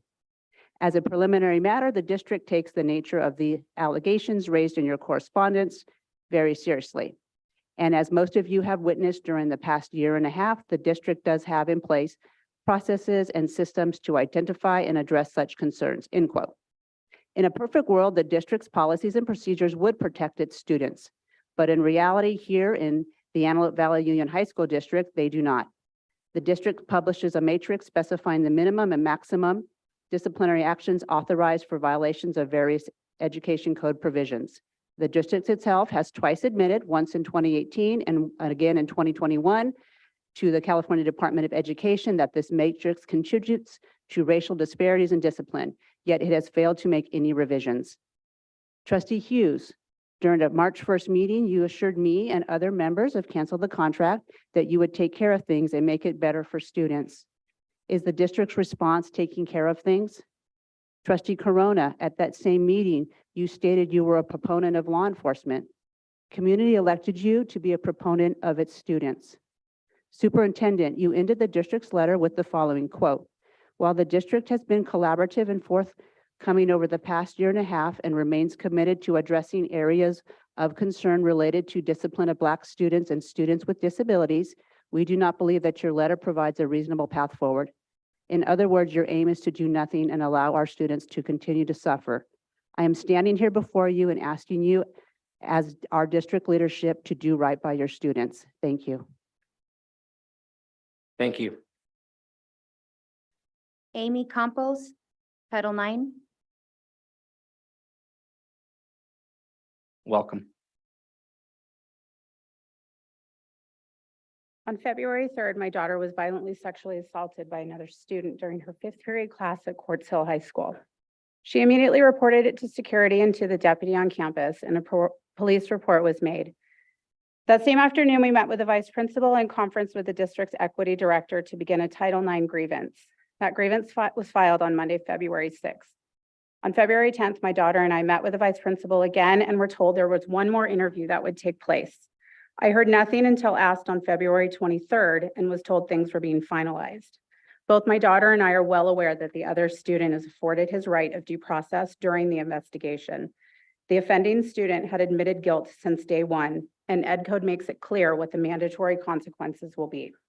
Given the severity of these consequences, it became clear to me that the entire investigation process and the handing over of all the interviews was being stalled for the sake of allowing my daughter's attacker to continue to play varsity soccer in the CIF divisional and regional games.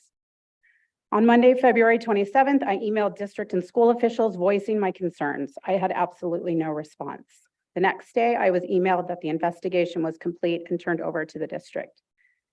After reviewing all documentations, my suspicions of the investigation being stalled were cemented, knowing that the final interview didn't take place until the 17th and the investigation wasn't completed for over a week. This ensured that the 10-day review and subsequent decision on the grievance would take place after all varsity championship soccer games would be played. The fact that the school allowed a student who had admitted sexually assaulting another student represent them on the soccer field and have his image used to promote their advancement to the finals on social media makes me doubt their dedication to student safety and well-being. It is clear that the school has prioritized sports over student safety. California Ed Code 2019 Health Education Framework Update for grades 9 through 12 clearly states that schools are to have anti-bullying and sexual harassment policies that teachers are to discuss with students. Both the school and the district share the liability for informing and instructing students with accurate and updated information regarding sexual harassment, sexual assault, affirmative consent, and rape culture. Given that the district's health books are dated 2003, the probability that students are being presented this information is unlikely at best. I'm sure my daughter isn't the first student who has experienced this trauma at her school, and unfortunately, she won't be the last. Nothing I have said here tonight will undo the emotional damage my daughter has experienced. I'm calling on the board to not allow students who are under a Title IX investigation to participate in school-sponsored activities, as this just further traumatizes the victims. Additionally, I would like reassurance that all students within the Antelope Valley Union High School District be taught from curriculum that reflects the 2019 update to the health framework for grades 9 through 12, which discusses affirmative consent. Thank you. Thank you. Amanda Perel, recognition.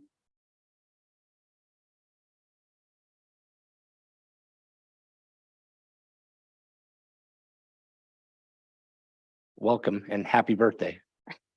Thank you. So good evening, Board President, Board Cabinet, Greg, Rachel, Legal Counsel. I'm here because there was an incident that occurred on Sunday evening. He was a prior Knight High School student and he got killed in the evening. And on Monday morning, my son told me what happened. And I raised awareness because it's not just my son that was affected, but it was many other students that are affected by the loss. And so I raised awareness to Sarah Fowler, saying that my son may be off a little bit, maybe other students as well. You may want to check out to see these other students. And I wanted to give kudos to Knight High School staff for reaching out to other students to make sure that their mental health was okay, because there was kids that missed school because of it. And my son missed 2 days because my father-in-law passed away this past Friday. So my son got hit with a double whammy. He tried to handle his composure on Monday. He did fairly well, but me reaching out, reached out to other staff and really made a big difference. So for me, I felt really compelled because the student was a really, really good kid and he was a former student. So he's not with the district anymore, but I just felt that I needed to let you know that it really hurt me for my son, but for my son's best friends as well, because they were extremely close to him and he was just a really good kid in general. So I wanted to thank you, Tammy Nichols. You have a great staff at Knight, and that's pretty much why I wanted to come here, just to thank you very much, because mental health is a really big thing for me. Condolences to your family as well. Thank you. Thank you. Vivian, civility and respect.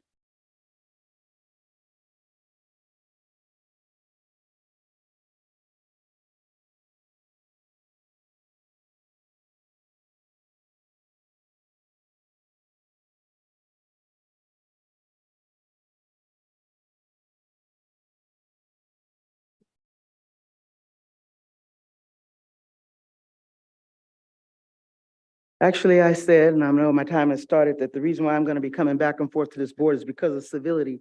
And I asked Ms. Orozco, can I do something with a picture that I have of the two ladies sitting up here, the two people, women that are on the board that I think that should recuse themselves and be even fired off your board, Grady and this one here. When I really think that these two should come off this board, because it's just a sickening thing to remember, and to have a photo of them both with their so-called target practice picture of all three of the board members back in the day, including Ms. Perel that left just now, on how they had that picture for the recall that Stockdale, Hunt, and the rest of this board has at that time, especially the chief person, David Vieira. I guess I'm thinking of hearing this young lady talk about the court seal person that just touched somebody, and knowing that the teachers of this district and some of these people on this board, and you know who you are, that didn't come through to help out when there are uniform complaints. You push them under the table. You act like they're not there. You try to make sure, to me, you try to bribe people so they won't have to say anything about how cases turn out. But you got the teachers calling kids niggers. You got other ones touching people and doing different things, and you got people ignoring the fact that kids are getting raped and abused, and then a lot of them are having mental issues because they're not being recognized by these so-called nice little interpretation, all these little slideshows that are going on the show with the district. God, how many people have been in? There should be accountability on how many people have been on these programs that have gotten help for these kids for mental health. Because just like she just said about mental health or how these kids are dealing with stuff, there is so much stuff going on in these classrooms and these schools that are not being addressed. And you all, I won't say you new ones, or you all don't know them all, but you do know some of the things that this board has pushed under the table like crazy. And especially these two that should be really recused of people that they put on the board, and from their friends and other people too that know on this board who they are and who they are that are not doing right for this district. The civility problem that I have about 13, or whatever, 31, 13, or if it's 13, 13, it's a shame because you got two people sitting on this board that act like they do something and they're for the kids and they are not, and they well know they're not. I actually got ready to pass the picture out, but I don't want to be accused of another $20,000 lie that I said Stockdale and Hunt were the ones that's called the teacher of the kids niggas when it was Coach DJ Himes and the rest of his clans and everything else that had me in court. Thank God that the judge seen through the mess of me not getting $20,000 taken from two teachers from this district that are still on your damn board, that I cannot stand because the kids really are not being represented right. You know who they are and the ones that have been a part of all the mess that they've been doing, starting with Chris Grado, who should have helped the kids at Highland at the time that we all came to them and parents came. But you took two learning disabled kids off of a team that they should have played for the Oxnard team. I want you to go back and look at that. That coach did not allow one of the players to play at all. They took them to the court CIF, to the CIF, and he's sitting still in your district. So I'm gonna say this, the civility policy, you need to check it out because it's not good, because half the people sitting on this board and they know who they are shouldn't be here. Thank you very much. Thank you. That concludes our speakers.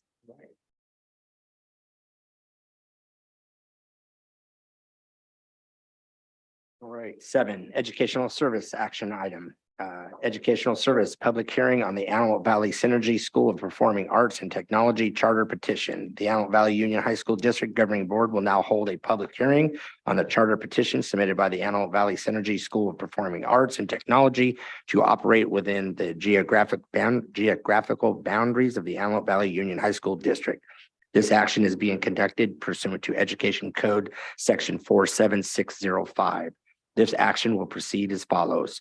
First, district staff will provide an opening statement, and the district legal counsel, Jabari Willis of AALRR, will provide an overview of the requirements for a charter school petition and the process used by a school district in reviewing a charter position.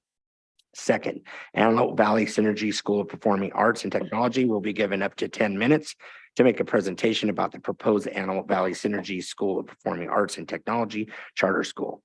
Third, the board will hear public comments. Speakers will be limited to 3 minutes each. Total time for public comments will be limited to 20 minutes. Speakers shall direct their comments to the board and are urged to avoid repeating points made by previous speakers. Fourth, the board members may ask clarifying questions to staff, Antelope Valley Synergy School of Performing Arts and Technology, and/or public speakers, but no action will be taken at this public hearing. Thereafter, actions on the Antelope Valley Synergy School of Performing Arts and Technology charter petition will be placed on the agenda of a future regular or special meeting of the Antelope Valley Union High School District Governing Board. 1, opening public hearing. The public hearing on the Antelope Valley Synergy School of Performing Arts and Technology charter petition is hereby opened at, what time is it? 8:11. 8:11 p.m.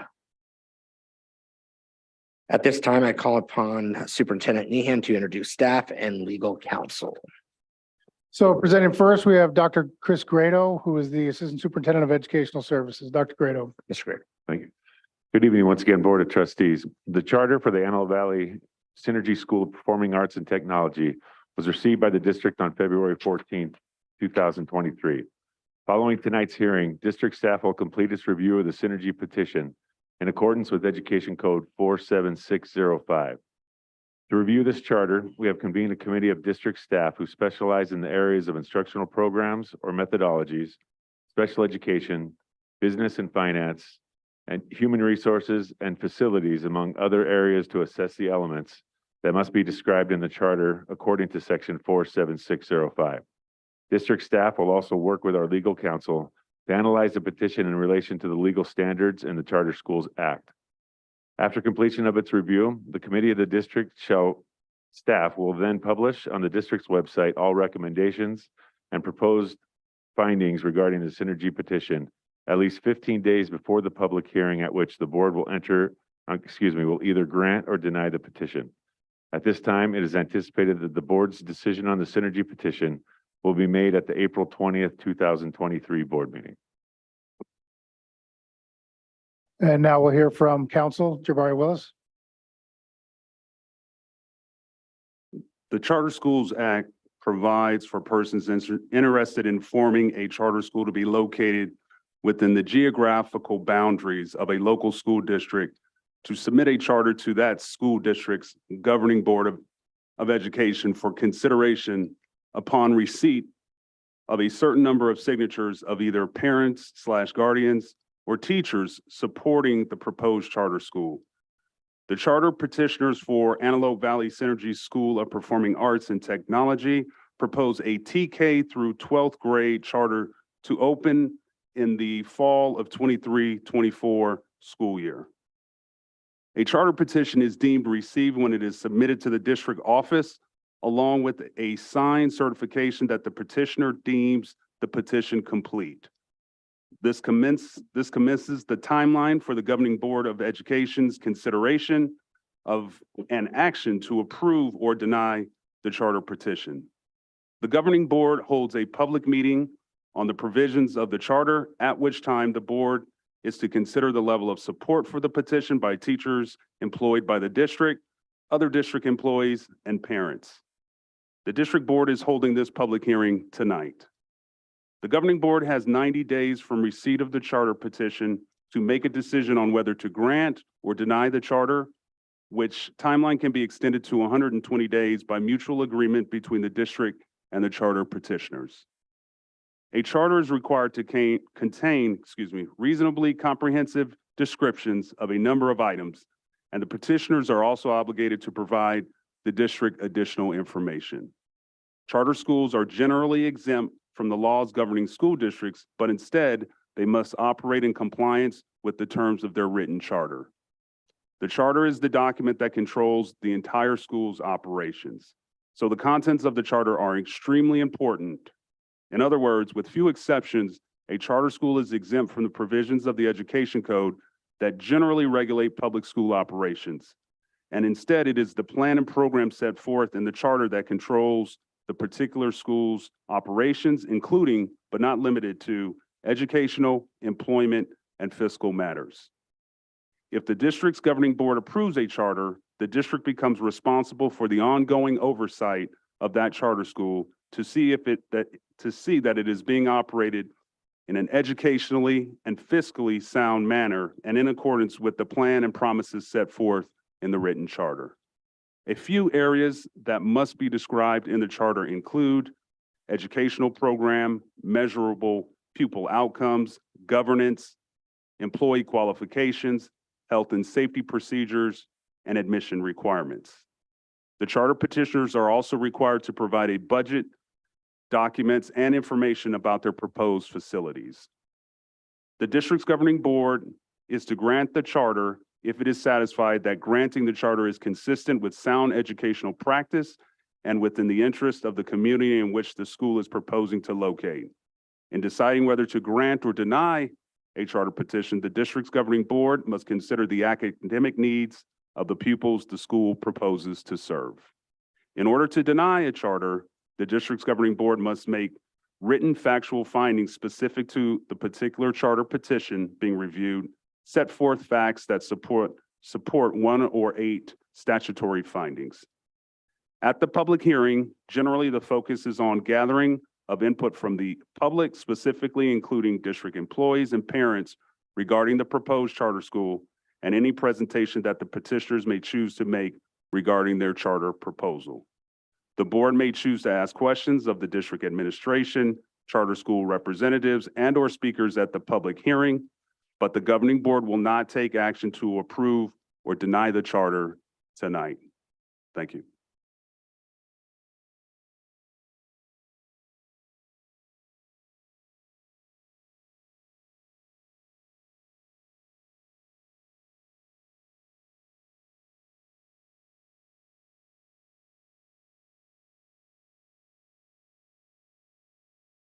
petitioner's presentation.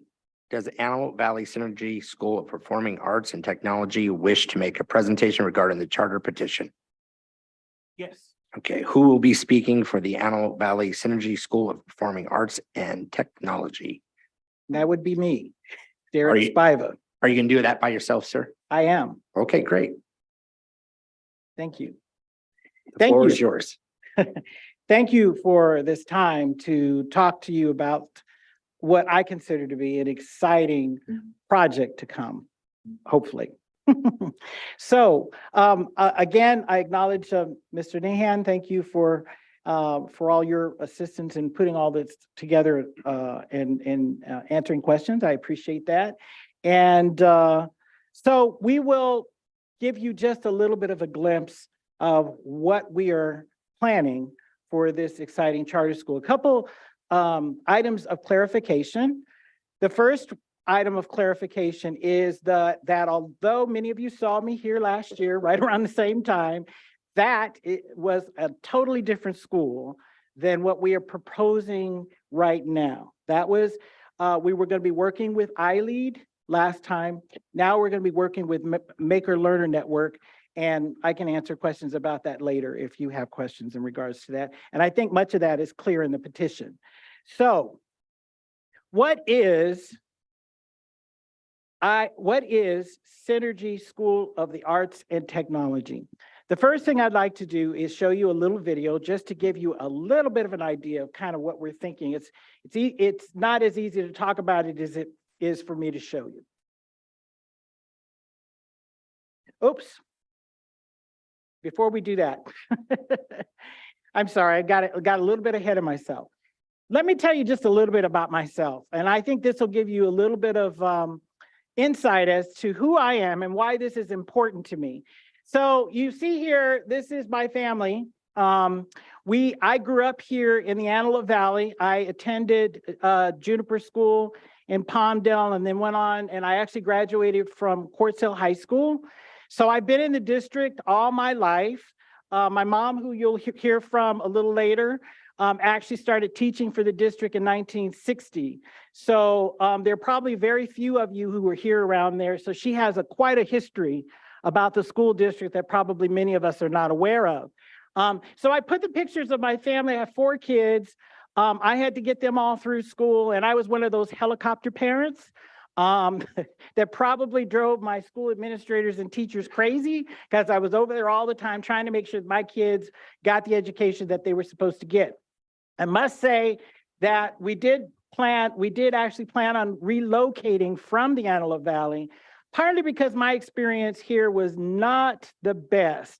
And I think you've heard from some of the folks that have been up speaking earlier, and my experience was very much like that. So like many of us, we go away, we go to college, we travel the world, I've done research and all those kinds of things, and then something happens that brings you back home, and then you come back home and you say, oh my God, not much has changed. And then something hits you and say, well, I like my parents used to tell me, you need to be the change that you want to see. Thus, what we're about to see. So let's watch if I can get this to work properly. I think I hit a button. Okay, here we go. Here's our video.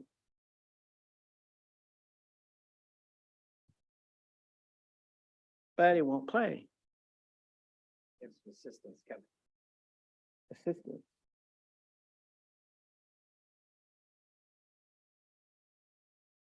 Oh, that makes sense. What does a School of the Arts and Technology look like? The arts are often the thread that weaves together the integration of subjects to develop real-world projects that further a student's love of learning.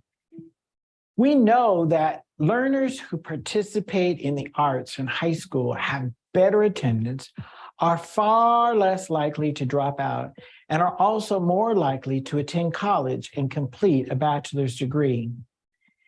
It will look like a unique, balanced mix of the movies Fame, The Matrix, and Star Trek's holodeck, combined within the metaverse of the future, which is already begun among companies like Apple, Facebook, Google, and Oculus.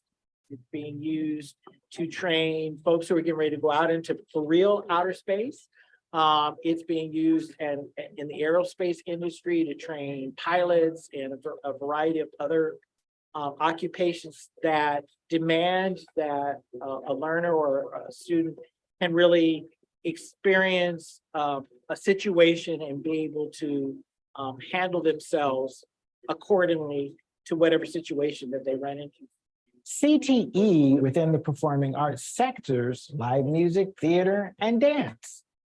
In other words, live theater, film, and other media presented in virtual, augmented, and mixed reality, and the metaverse.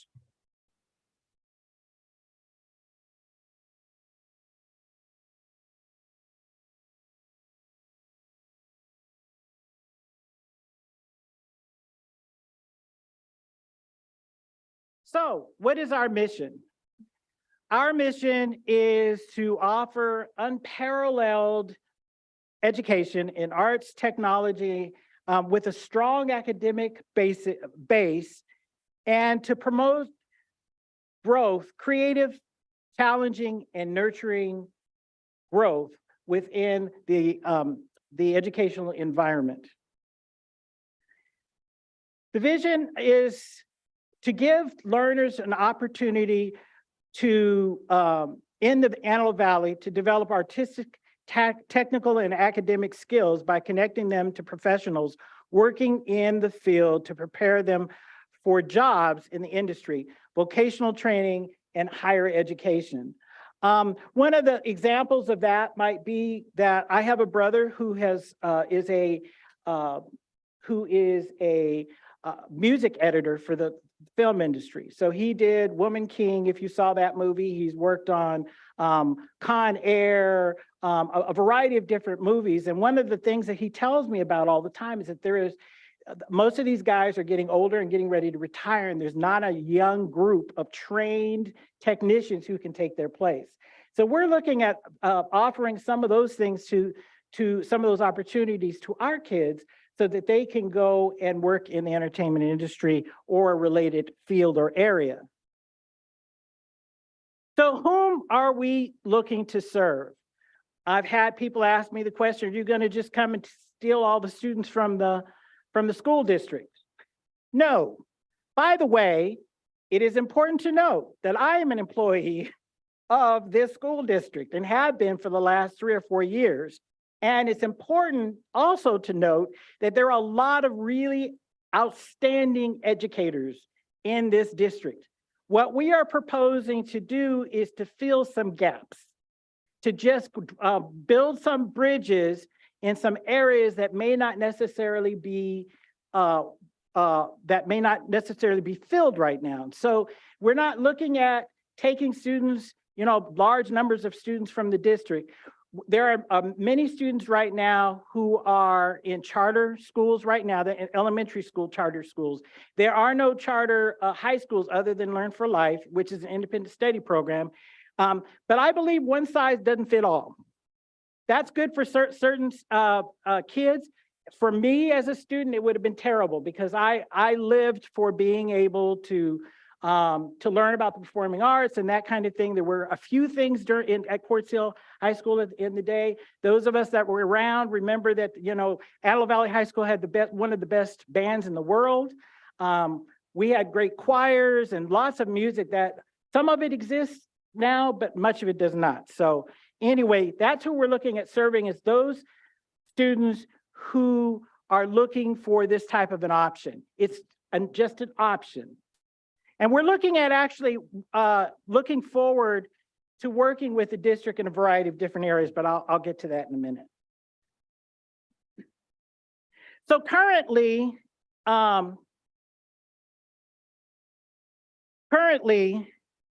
there are some issues, and I've heard several other speakers talk about some of the issues that are going on in the district. And definitely when I was a student here, I do remember that Black and brown students were suspended and expelled way more than than white students. And a lot of it had to do with, and many of us are still asking the question why. And me having been a professor of ethnic studies at San Francisco State University and doing research in this area, we have discovered that a lot of the behavior issues are directly linked to our students feeling that they are culturally respected through culture. What does that mean? That means, just like the gentleman was talking about, being able to acknowledge that there are other histories and other cultures besides the mainstream that we have typically and traditionally been teaching. We're looking at making sure that this is incorporated to be inclusive. And why would I think that I'm the person to do that or to lead that is because I taught ethnic studies, Africana studies, critical thinking at San Francisco State for 10 years. All right, moving on. So what is that? So the data tells us that culturally relevant pedagogy and its application to PK to 12 or TK to 12 education emphasizes social political awareness, cultural competence, and academic excellence. This can significantly reduce behavioral issues and help kids to connect in a way that they wouldn't otherwise connect. And if many of the kids right now that are having the struggles that I had when I was here, then it's pretty much the same thing, that I didn't see people like myself. I didn't see role models like myself doing anything other than my parents. But I think that contributes to a lot of the issues that we're having right now in our schools, and there are ways to improve that. Right now, because I think the last time I was up here, I believe I remember someone talking about, oh, we've got plenty of performing arts programs in the district. So I was at one of the arts meetings not too long ago, and this graph came up, and I realized that if you can see there that Antelope Valley High School has no band director, no choir director, no program at all. There may be some after-school activities, but not during the academic day. And as far as the state of California is concerned with arts education, it is a part of the academic curriculum and should also be taught during the daytime. Little Rock High School didn't have anything during the day. Some after-school activities, but not during the day. So one of the proposals that we're hoping to do with this charter school is not to just be an island in and of itself, but to also work with the district to work on fill some of these gaps in education here. What does that look like? Well, right now we have a contract with iLead at AV Hybrid and also with iLead Lancaster. We're teaching virtual reality, guitar. You're going to hear from a couple of our facilitators in a few minutes, and music. And it works really, really well with what's going on at the project-based learning education. And it helps to just fill some gaps. I'm thinking that we can do the same thing with the district. We bring down professionals like John McFarland, who is the special effects designer for The Simpsons. He lives here in Little Rock. He's told me over and over and over again, I'm going to retire in a year or two and I'm going to come and work with your kids. Well, he wouldn't just work with our kids, he would work with kids in the district as well. That's what I'm proposing. Okay, so what is our program about? It's project-based learning, community-based learning and internships, individualized learning, social emotional learning. We've heard that buzzword a lot. What does that mean? But it's also connected to being culturally respected. And that's one of the things that we're going to be really focused on. And then we talked about in the video about the virtual augmented and mixed reality. Again, as it applies to CTE, preparing our young people for actual jobs. The entertainment industry is the third largest industry in the state of California, but yet we here in the Antelope Valley aren't sending any of our kids, or very few of our kids, to be a part of that huge industry where they can make lots of money. I think it was Ms. Swin talking about her nephew making lots of money at Facebook. Incidentally, a couple of years ago, we sold we sold a show to Facebook. I think they paid something like $25,000, and with a lot of students that worked on that. So they're asking me right now, can we do more of that? They are screaming for content, and that's one of the things that our kids at our school, plus we can bring in district kids to be a part of that. In terms of capacity, all of this is in the petition. The petition's 200 or 300 pages long, but it's got all of this information about finance. Mr. Eduardo, stand up real quick. Okay. Mr. Eduardo is our finance budget person, and so he's handling all that. And when we get together, we can also direct any kind of questions about finance to Mr. Eduardo.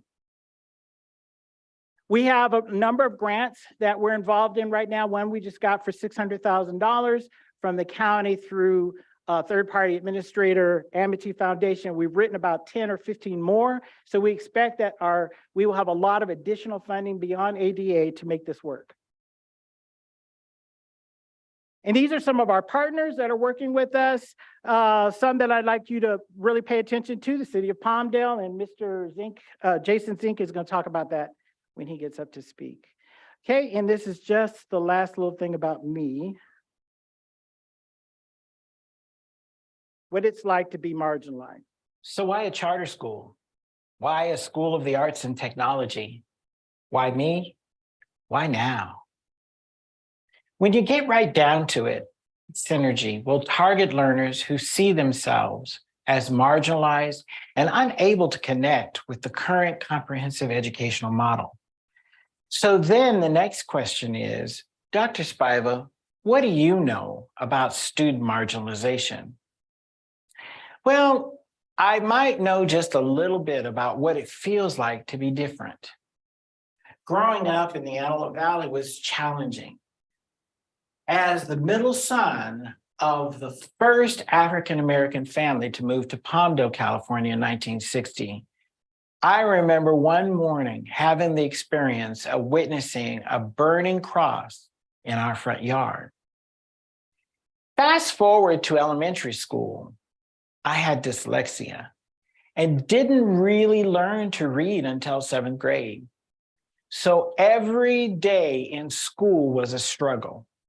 Awkward and uncoordinated at sports, other than Mr. Meyerhofer's band class at Juniper School, there was nothing at school I connected with. I spent most of my time confused and unable to figure out what was going on. It wasn't until age 14 that a rare opportunity was presented by the Los Angeles County Parks and Rec for me to be cast in a production of Damn Yankees at Antelope Valley College.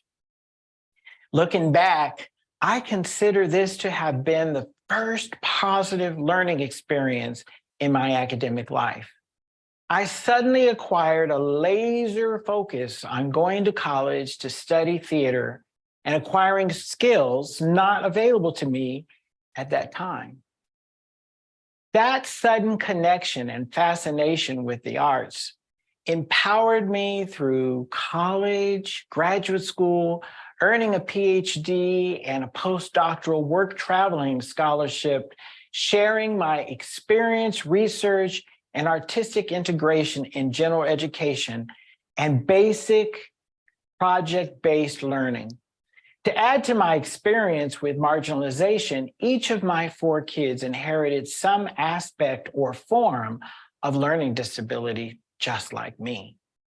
As a parent of 4 kids with learning difficulties, I had to be involved in every aspect of their educational growth and development. Years of challenging the comprehensive educational model has brought me to the conclusion that an individualized social emotional project-based learning is the most effective model for learners who see themselves like me as marginalized. Add the fallout from the great pandemic and the likely resulting PTSD among teens to come. The future demands data-driven, bold, preemptive action. And so here we are.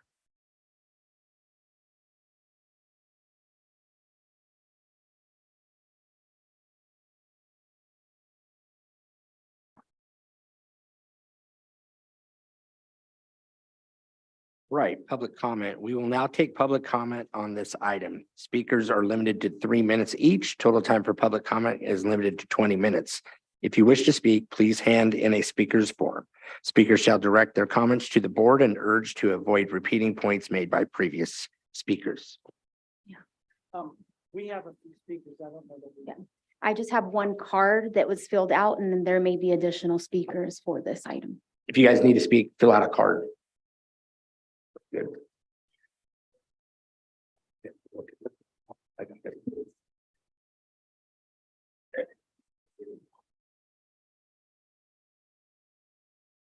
If you're wishing to speak, please grab a card and fill them out real quick, please. Okay. Mr. Roscoe, I have. I didn't have. Mr. Roscoe, can we grab the first person who has a card and then the other people can fill them in or fill them out while one person is speaking? So whoever wants to go first, you go ahead. So Miss Vivian, Miss Vivian, can you come up? You're first. Yep, come on up. They will get their cards filled out while you're speaking. Thank you. Welcome again. Yes, thank you again. I want to first say something. I want to thank the security guards that always help me. I want to say Miss young black lady Perdia, Marissa, Merzling, and all the different ones, all the ones that I know, Ramos and Orozco. I just want to say those people that are always so helpful me coming up to the district to speak. I actually said that I did look over this. I look over this a little bit because I think I seen Chris Grado's name on this here school situation. So this is what I was talking about the iLead program. This is the same gentleman that brought up the iLead program from last year. And you need me to do something? Oh. I'll take care of it. And so I was thinking that if this is the same type of program that addresses, like he said before, all the different kids with their needs, I'm for this now. I didn't know what this was all the way about because I didn't know this was not iLead, or part of iLead, which was showing the different types of kids that have different learning disabilities. They didn't approve for them to have the iLead program, the program that was here. So I understand, like he said, they're filling in a few gaps and stuff, but that's what I would love to see that's going on, because even with all these different things with the arts programs and music and all that stuff, sports was also a big thing too. So I think that if our kids are given those opportunities, because some don't excel in just academics the way everybody think they do. They are in arts, they are in sports. And I could say that as a parent for the kids that did play for the Highland, that were in sports. And when they have other activities such as this here program, Synergy School of Performing Arts, I'm happy to be a part of knowing that this is something that our district needs. And I hope that it can get, I hope that it can get approved if that's the case, even though I had not wanted to have anything to do with it because of the person that was either behind it, which was Chris Grado, the principal, that I feel that did not help when it needed to be helped with these kids that are in the school district that went through many things on that team. And because sports is very woven. Sports is part of the United States of America and the whole world about how things are, and kids should have been able to have opportunity to have a better experience than what was given to half these kids that didn't get it from the people that were on these boards, that not you all that are currently here. So I want to thank them. And I remember meeting his mom, a beautiful young lady, who 1960. Well, you know, I'm right about that time there in life. So I just thank you. And it's nice to know that you guys came back to try to do something for the district because it definitely needs it. So thank you very much. I don't even know how much time I have. Thank you. Thank you, ma'am. Dr. Spiva, is your mom going to lead it off? Yeah. Awesome. Okay. No, that's what I'd love to hear. Oh, sure. Teaching before I was even born by 9 years. Okay, it's all right. Hello, everybody. It's so good to see you. Welcome. We appreciate you, whether you know it or not. We love you. Do you care about marginal students? We just talked about that. But you know what Brother Webster said? He said marginalized means belittled, criticized, and insignificant. Did you ever feel that when you were in any class in your educational life? Okay, so my question to you is, do you care about today's marginal students? Gonna move the microphone just a little bit. Oh, yes. Oh, I'm a loud talker. I was a teacher for 90 years. It's change really coming at this time. I saw a lot of change earlier. That's good. Is this just talk or words or strategic reports on a piece of paper? Or are you willing to do the right thing for the synergy petition?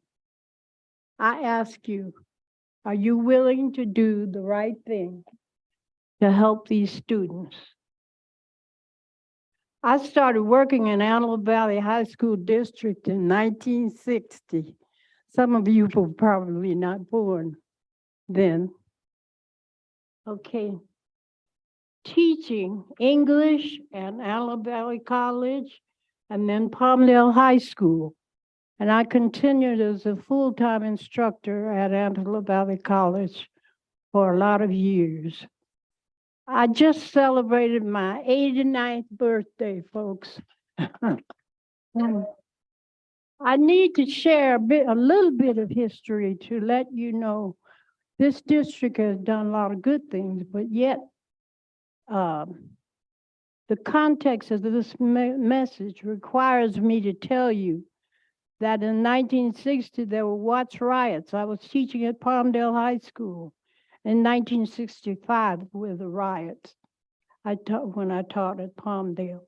And we had to call the students together and put them all in a room who were fighting and talk to them. The Black students on campus were distraught and determined to riot in solidarity with those students in Watts. It's a hard thing for parents to go through, although I was a teacher at the time. But think about it.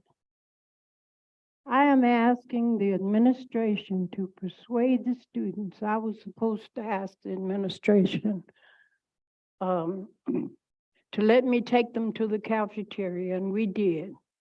There were many meetings with school districts, police departments, board members. Many promises were made, but ultimately, it seems not kept. Through the years, many incidents in the district have prompted discussion of equality, which you noticed tonight. Among students of color and poor white students, brown students, Black students, poor white students who were just here as a seemingly insignificant person sometimes. They told me so. Over and over again, the school board and administrative staff insisted that change is coming. Change is scary. Change is risky. Change is interesting, isn't it? All right. We can continue to teach kids to live in the past or prepare them for the future. Synergy School of the Arts represents positive change for Black, brown, poor students with a proven supportive and nurturing environment where they will thrive. Surely, after 50 years of unkept promises, the school board can support change today. If you care about marginalized students, and you've had some of those experiences yourself, please approve the Synergy Charter petition. Thank you. Thank you, ma'am.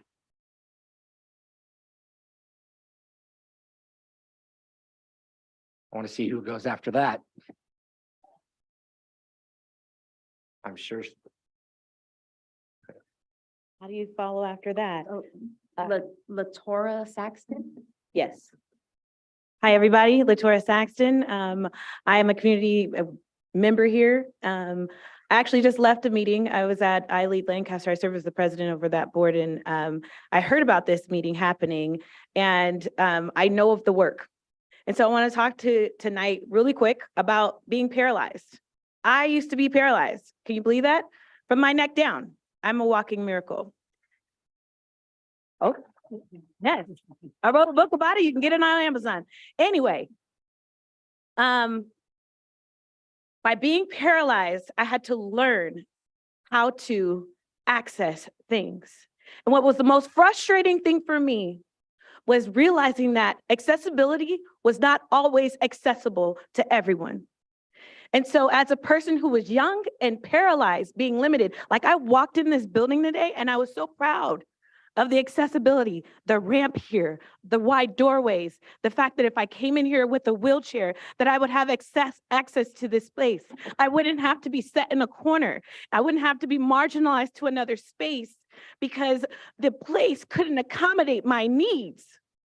And so I want to talk today about why I support Synergy is because as a parent of a 13-year-old daughter and a 15-year-old son, I'm a founding parent of I Lead Lancaster, and seeing the work that has happened and the accessibility and having the freedom of choice to say that's a school that my kids can fit into, to saying like, oh my God, if we just could see what else is out there. I also my husband's a pastor, so I'm sorry if I sound preachy. And I'm an evangelist. I love people. Let me tell you something, I get y'all all saved. But I just believe 100% In 3 minutes. love people. If we love people, if you love this community, we can make a difference. I see every single day, foster youth, traffic victims, survivors, so many different atrocities that are happening right here in our valley. And it's our babies that are suffering. We have a resource center in Palmdale. And I can tell you right now, there's not enough. But what I can tell you that's therapeutic for our community, for Black and brown and every shade of the rainbow, is having access to something more. So I never want anyone to feel like I felt when I was paralyzed and handicapped and sat in a 30 corner seconds. and there was nothing available for me. Our kids need this. They need to be able to express themselves through the arts. They need to be able to learn and have a pathway to success, to lead and be great in our communities, to make a difference. We are raising leaders, and if we don't have a pathway for them to get there, then how will we have a next generation that makes a change?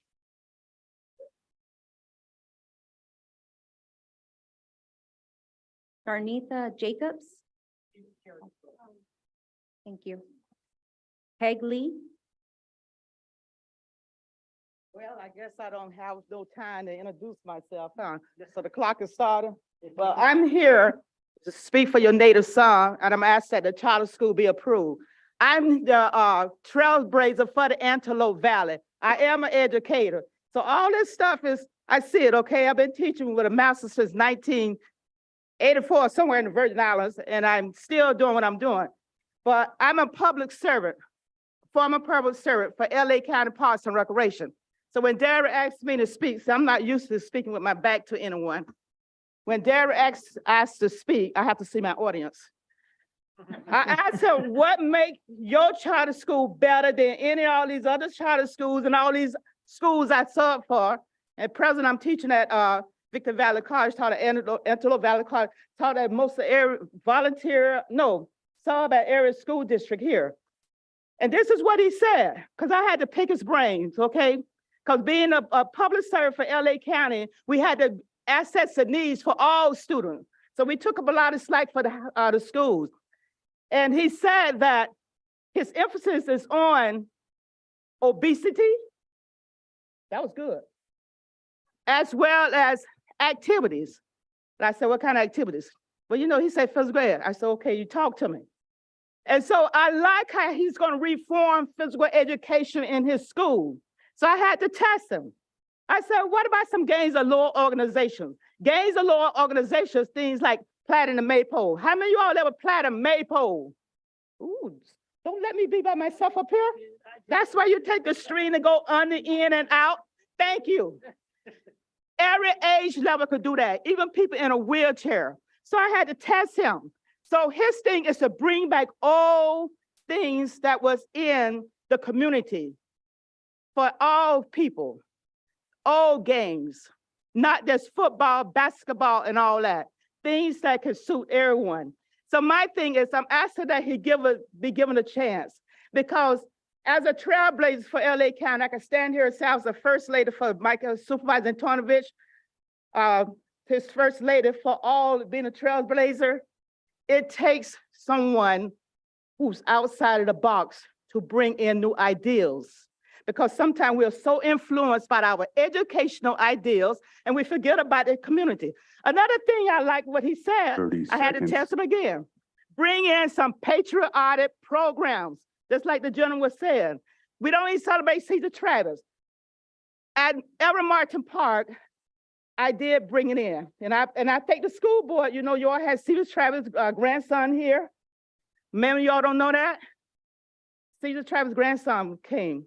And the school board brought a lot of people in, you know, so I piggyback off that. And I had Caesar Travis at Everett Martin Park, because we had to fulfill things. 3 minutes. So yes, I know it's time, but someone obey. But my thing is, I would like to see this charter school come about, because he is a native son. He has the energy. He's hungry for what he's like. You all said passion, but he's actually hungry. So therefore, I don't think that this school would close down a drop. And see, you see about you can't get drum teachers. He has a pool of people to pull from. And to keep a school or anything successful, you have to have people in the community. You got to be a politician. You got to be a member of the United Way, everything you got around here. I know it's time to sit down. So I'm asking the board, and if you all want me to be a watchdog for him, I'll be a watchdog. Thank you. Thank you, ma'am. Sherry Banyer. Hi, I'm Sherry. I am currently a facilitator at iLead with Mr. Derek's program. I teach music, I help with guitar, and I teach dance at iLead AV. And my background is in the performing arts. For me, it was also a way to be included in my community, although I did grow up in a different state. I grew up in Maryland, and because we're so close to Washington, DC there, I feel like I grew up in a true melting pot of cultures. And so it was just very normal to me, the way I grew up, to have, you know, all the cultures represented and, you know, in my view, treated quite fairly, you know, in terms of how, you know, how discipline came about and, you know, how opportunities came about. You know, I grew up in Montgomery County, which is known also as, you know, being quite, you know, there's a lot of wealthy people there. So, and it's also serving the arts, which are really huge on the East Coast. I know we're close to California, which is Hollywood here in the Valley, but I was really shocked when I initially moved here that there was so little to offer in the way of, you know, getting paid professionally as a performing artist. I've also, by the way, subbed for the AV High School District in the past for 5 years. So I've been in the trenches, you know, seeing that there's so many kids that really just need redirection, like Mr. Spiva said. You know, they just need a new environment that they can really thrive in. You know, I was able to, you know, growing up personally, perform in my community from the age of 14, do professional theater from the age of 17. And so I bring all of this experience, and I'm really excited to have something like this, to bring my experience in Antelope Valley.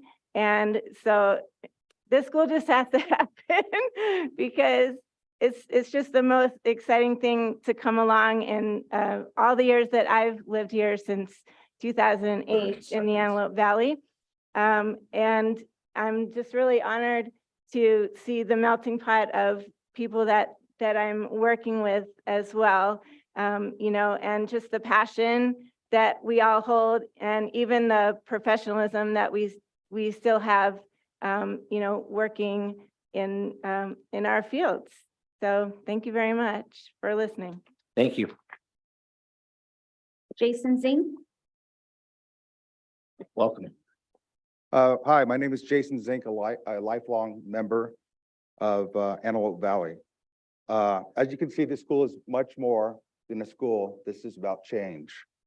First of all, I'd like to congratulate the 3 new board members and the 2 other board members for their time that they've served the community and our youth. And I see great things from this new board, so I thank you. I am truly excited about this charter school. Synergy is what Antelope Valley needs. I've lived here all my life. My family moved here in the early 1900s. I have a Palmdale High 1990 graduate. I just wish this school would have been offered back then. I've seen a lot of my years, and this charter school is amazing asset, will be an amazing asset to AV. Derek Spava is a highly talented person. We are so lucky to have him leading this effort. I said to Derek, you're so talented. You're so talented at what you're doing. Why aren't you in Hollywood making millions? He said, Jason, my talent and performing, I am talented in performing in arts and technology, but my passion is helping our youth and giving back to the community I grew up in, which I know a lot of teachers, and that is also true about them. Their passion to help our youth. Or help our youth and help them reach for the stars. I fully support this charter and Derek Spivak and his skilled, talented team. I hope you do too, board members. I also have something from the city of Palmdale, from council member Bishop Austin Bishop, who was spearheaded the Palmdale Film Studio that just opened up. And what he told me was right now they can't even find employees to work in the film studio. And I read a big thing about Hollywood can't even find people. These are high paying jobs. My friend doesn't do anything. He makes $150,000 a year just sitting there watching, you know, a stagehand. So this is something Antelope Valley needs to be a part of. Mayor Laura Buttoncourt also supports this. She wanted to be here tonight, but she had to watch her grandkids, you know. And what she said would hopefully be future AV Synergy. 30 seconds. AV Synergy Arts and Technology students. So you got the support of the cities. Both cities have museums and performing arts and all that. I can see this school being such a synergy between the high school, the cities, and the students. And I hope you support this petition. Thank you, Mr. Zink. Zosky Argueta. Welcome. Hola, me llamo Soski, soy asistente de maestro de guitarra, música en español, coro y realidad virtual. So let me hit that SAP button real quick. My name is Zoski. I am assistant to teachers to guitar, music in Spanish, choir, and virtual reality. And I'm actually really excited to be here today. This is amazing to see that we're expanding like this. I didn't actually tell you guys, but I grew up in the projects and music was an escape for me. So this is amazing that we're expanding, and I'm just excited to be here. And thank you guys for the opportunity to present this to you guys. And I hope that you guys really consider the amazing opportunities we're offering to students like, you know, myself growing up, who really didn't have that escape. I could have been a gang member, and thankfully music saved me from a bunch of just negativity. So thank you. Thank you. That concludes our speakers. All right, thank you very much. Seeing no further speakers on this matter, public comment for this action item is closed. We will move on to clarifying questions from the board. Are there any clarifying questions from the board? I'll start with you, Ms. Nguyen. I do have a couple. I was curious, first of all, well, one correction. There are charter high schools in the valley, just to let you know. We, the high school district has a dependent charter as well as an independent charter, and then the city of Palmdale has a charter, and then Palmdale School District. That's just a point of clarification. And then I'm curious, why did you come to us with a TK through 6? TK through 6. The charter that we were proposing last year was 9 through 12. Since then, I have had an outpouring of parents and kids, younger kids, that really want to have this as a part of their education as they grow up. I did a Black History Month speech at Yucca with Miss Peg Lee, Yucca School in Palmdale. And talking to the principal there, I realized, well, she told me that they only have, somebody comes in and, let me back up.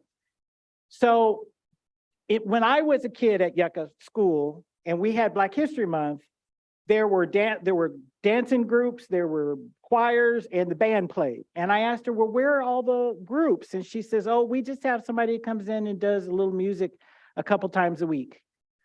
I did not realize until I talked to many other educators in the city that there's not even really much for kids that young, and the parents are just driving me crazy with that. So we at that point decided that maybe we needed to do a larger span in terms of ages, and being able to start kids out at TK and K means that they kind of learn the performing arts culture as they grow older. And in other cities where they have different schools that have theater programs, that means the high school, when they get to the high school level, they're like top notch. Orange County, they teach serious performing arts from kindergarten on. And so by the time the kids get older, they're ready to go out to the entertainment industry. And that's why they have most of the jobs. That's the reason why. And I just have one other question. Where are you going to have the school? Where's your facility? We are right now looking for viable facilities. We have a couple that we're looking at. The challenge is making sure that it is e-occupancy ready. Miss Elaine, can you raise your hand, please? Stand up real quick just so they can see who you are. I just want you to meet Miss Elaine because she is a facilities guru.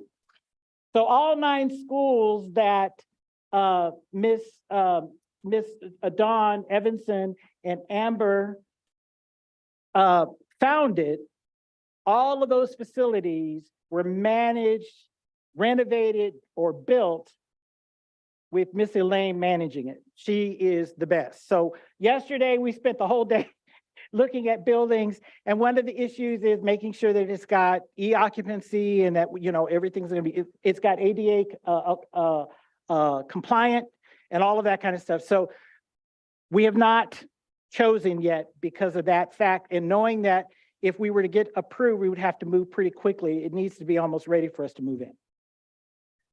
So as soon as we have that information, we will get that to you. All right, Ms. McGrady. Board President, can I just clarify one thing that was commented on? Wanted to make sure that the board understood that the charter petition that was submitted was for a TK through 12, and that what was proposed that it would start initially TK through 5. But the petition was TK through 12. That is why it is before you. Ms. McGrady. Okay, so that was actually what my question was going to be. So next year it would start with TK through 5. Exactly. Okay, and then the following year you'd add add a grade, so we go up. add a grade each year. Okay. Exactly. For some reason, I thought you were doing a TK class and a 7th grade class. Well, we are thinking about the process, the possibility of doing a ninth grade, because we get a 20%, just like the district, you can do a 20% independent study.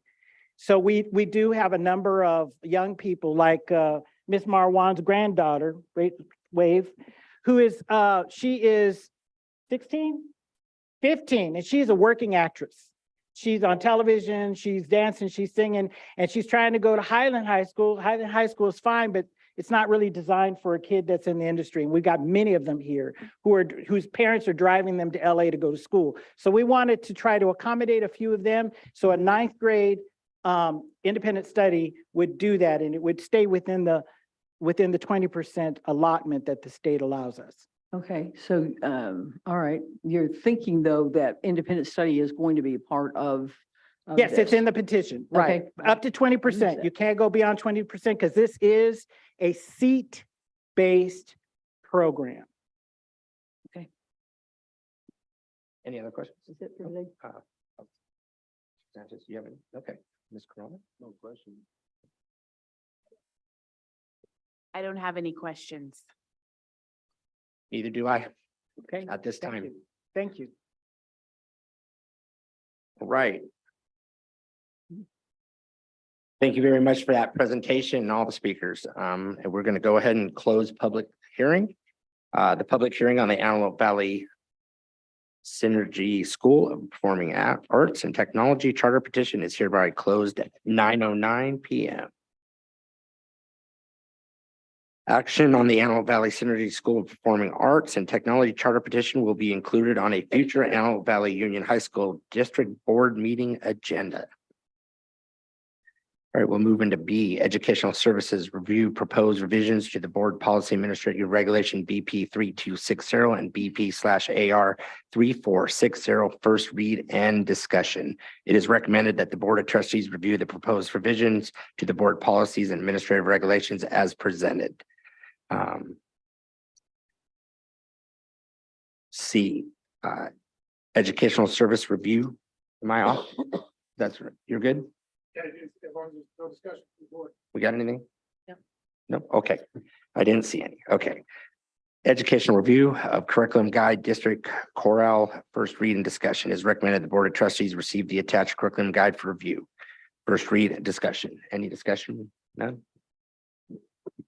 Ms. Nguyen? Sorry. I always like to mention the fact that I take a look at the curriculum provided, but I so appreciate the fact that at the end of each presentation, there's a list of teachers and staff that have taken a look at the curriculum and approve it. I wanted to just say thank you to staff for doing that. Ms. Corona? Yes, so just for my discussion piece is I would just like to ask for objectives on the curriculum, and Mr. Nehan and I already spoke about some of my other questions and comments, but I think it's awesome to have this as an opportunity. Chorale got me through high school, undergraduate, so I know the importance of that sense of singing together as one. So I'm glad to see this here. Thank you. No, okay. D, Educational Service Review of Curriculum Guide District Sympathy Orchestra, first read and discussion is recommended the Board of Trustees receive the attached curriculum guide for review. First read and discussion. Ms. Nguyen, do you have anything?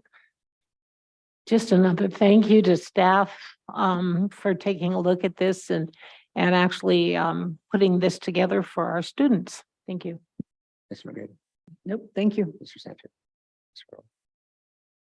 Again, I've spoken to Mr. Nehan about some of my just clarifying questions for the curriculum. Again, some of them were, if it's a year program, only 2 units to cover. What I would love to see in this curriculum is a little more detail about what each unit would include. I mean, for example, musical periods, are we looking at Baroque? Are we looking at 20th century? Just to get a little better sense of the curriculum.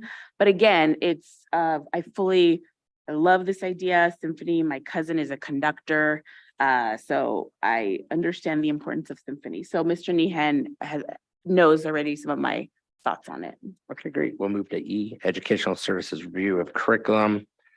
Guide EL Designated Development Elective 2, first reading discussion. Is recommended the Board of Trustees receive the attached curriculum guide for review, first read discussion. Ms. Nguyen? Good? Ms. Nguyen, all right. Any, You just automatically come to me. it's just my Thank you. I system. appreciate I go it. there, I go I there, appreciate and I it. go here, there. Once again, I want to thank staff for Okay. putting this together and making this available to our students. Thank you. Ms. McGrady? No, thank you. Anything? Okay. 8, Personal Services Action Item. Antelope Valley Union High School District / AVTA Collective Bargaining MOU regarding AVTA President release time. It is recommended that the Board of Trustees ratify the agreement with AVTA as presented. I'll make that motion. Can I get a second? Second. Second, Ms. McGrady. Any discussion? I'll talk. Me personally, I think from being in a position of a former union president, I know how this job is as a union president is crazy, and it's 24/7. I support even probably more days for you than this, but since this is what is in front of us, I will go ahead. No other discussion, and we will move it to a vote. All those in favor say aye. Aye. Opposed, say nay. Seeing none, so moved. B, AVUSS or AVUHSD / AVTA Collective Bargaining MOU regarding intercession. It is recommended the Board of Trustees approve the agreement with the AVTA presented. May I have a motion? So moved. Second, Second. any discussion? Seeing none, all those in favor say aye. Aye. Opposed, say nay. Seeing none, so moved. All right, Business Services 9, action items. Present second interim financial report 2023.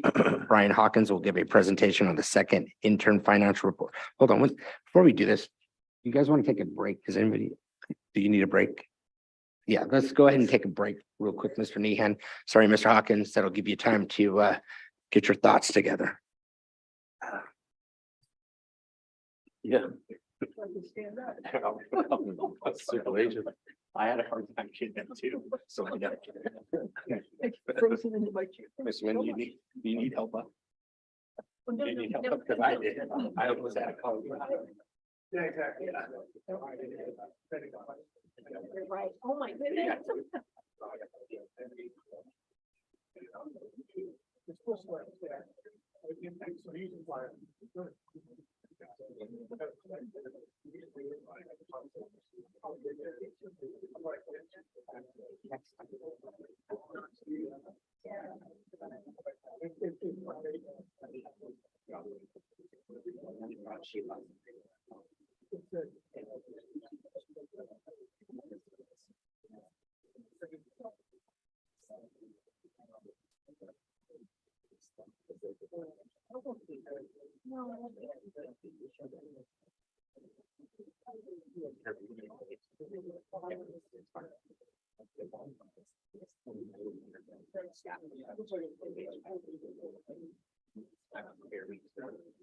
Interview process, and the reason I wanted it is I wanted to hear them. But then you start thinking, yeah, who said this? You know that that's where it's something. So right there. So you're right. It just kills me. It's a credibility information. So in a court of law, live. Say if you have a time to get she's saying that she's saying that this is not only where's to me it's and I do want to get rid of it. And I don't like timelines.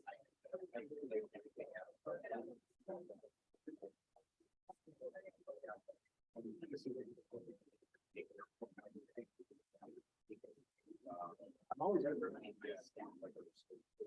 and then it's first started with the standing.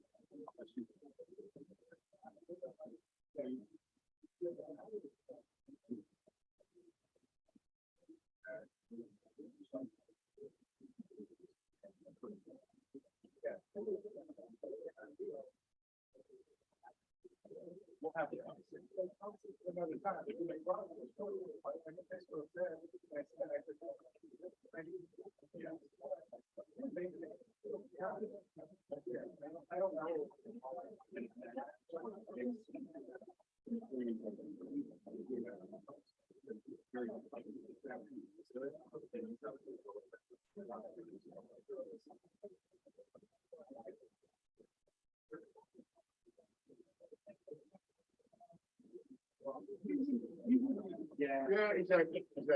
I'm gonna do it my way.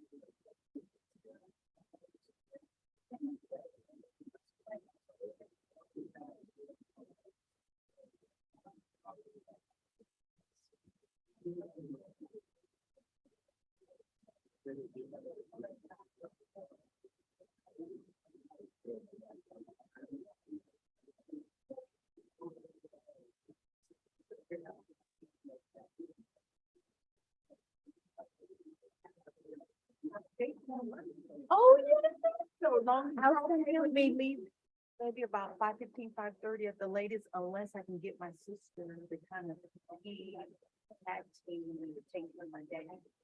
Oh, and so I'll see what I can do, but I can definitely be there at 4 o'clock. Okay, Yeah. that's awesome. Okay, so Yeah. you send me the information. I will. I mean, Thank you for thinking of me. Of course, I was, and I think I was the wrong, my question. It's because I was just, my doctor's going in over in DC. Oh, okay, well, of course, you know me, you have to sit on her and be like, what are you doing?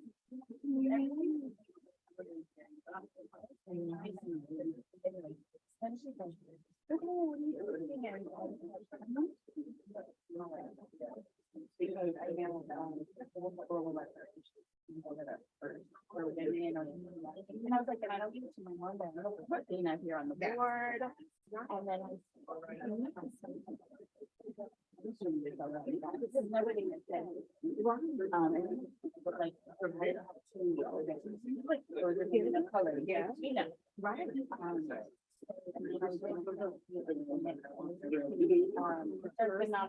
Yeah. Oh, no, please not. No, but she does her, wildflower nonprofit. So we were gonna ask for more on the side, because we're agriculture. But she hadn't gotten back to me. And then, actually.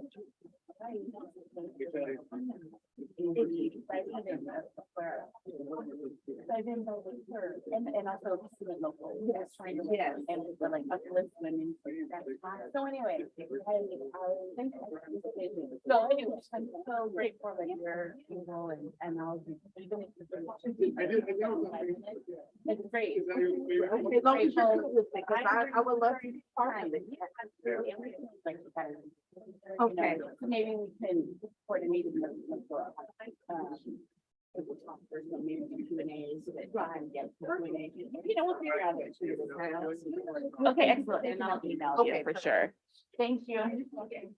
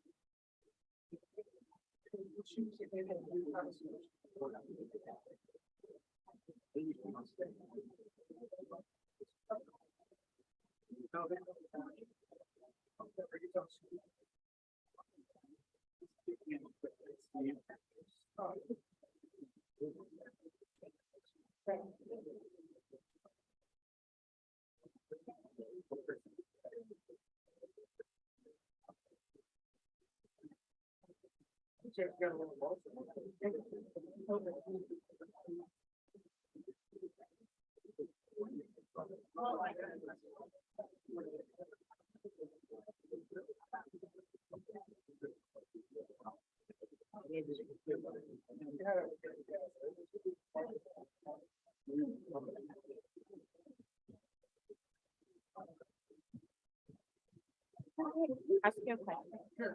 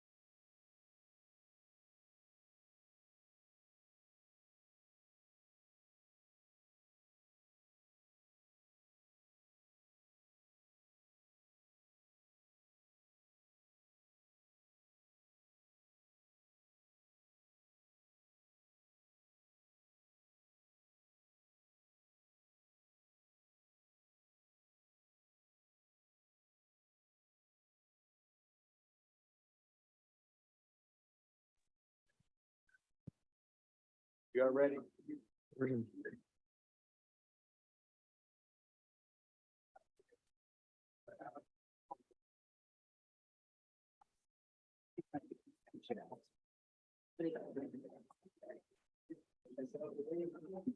Miguel, he just have it. I fucking love Miguel. Hey,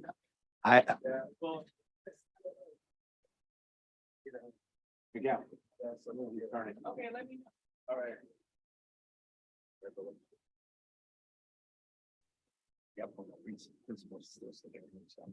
All right, Mr. Hawkins, you were up, sir. Good evening. I'm here this evening to present the second interim report for the district. Here.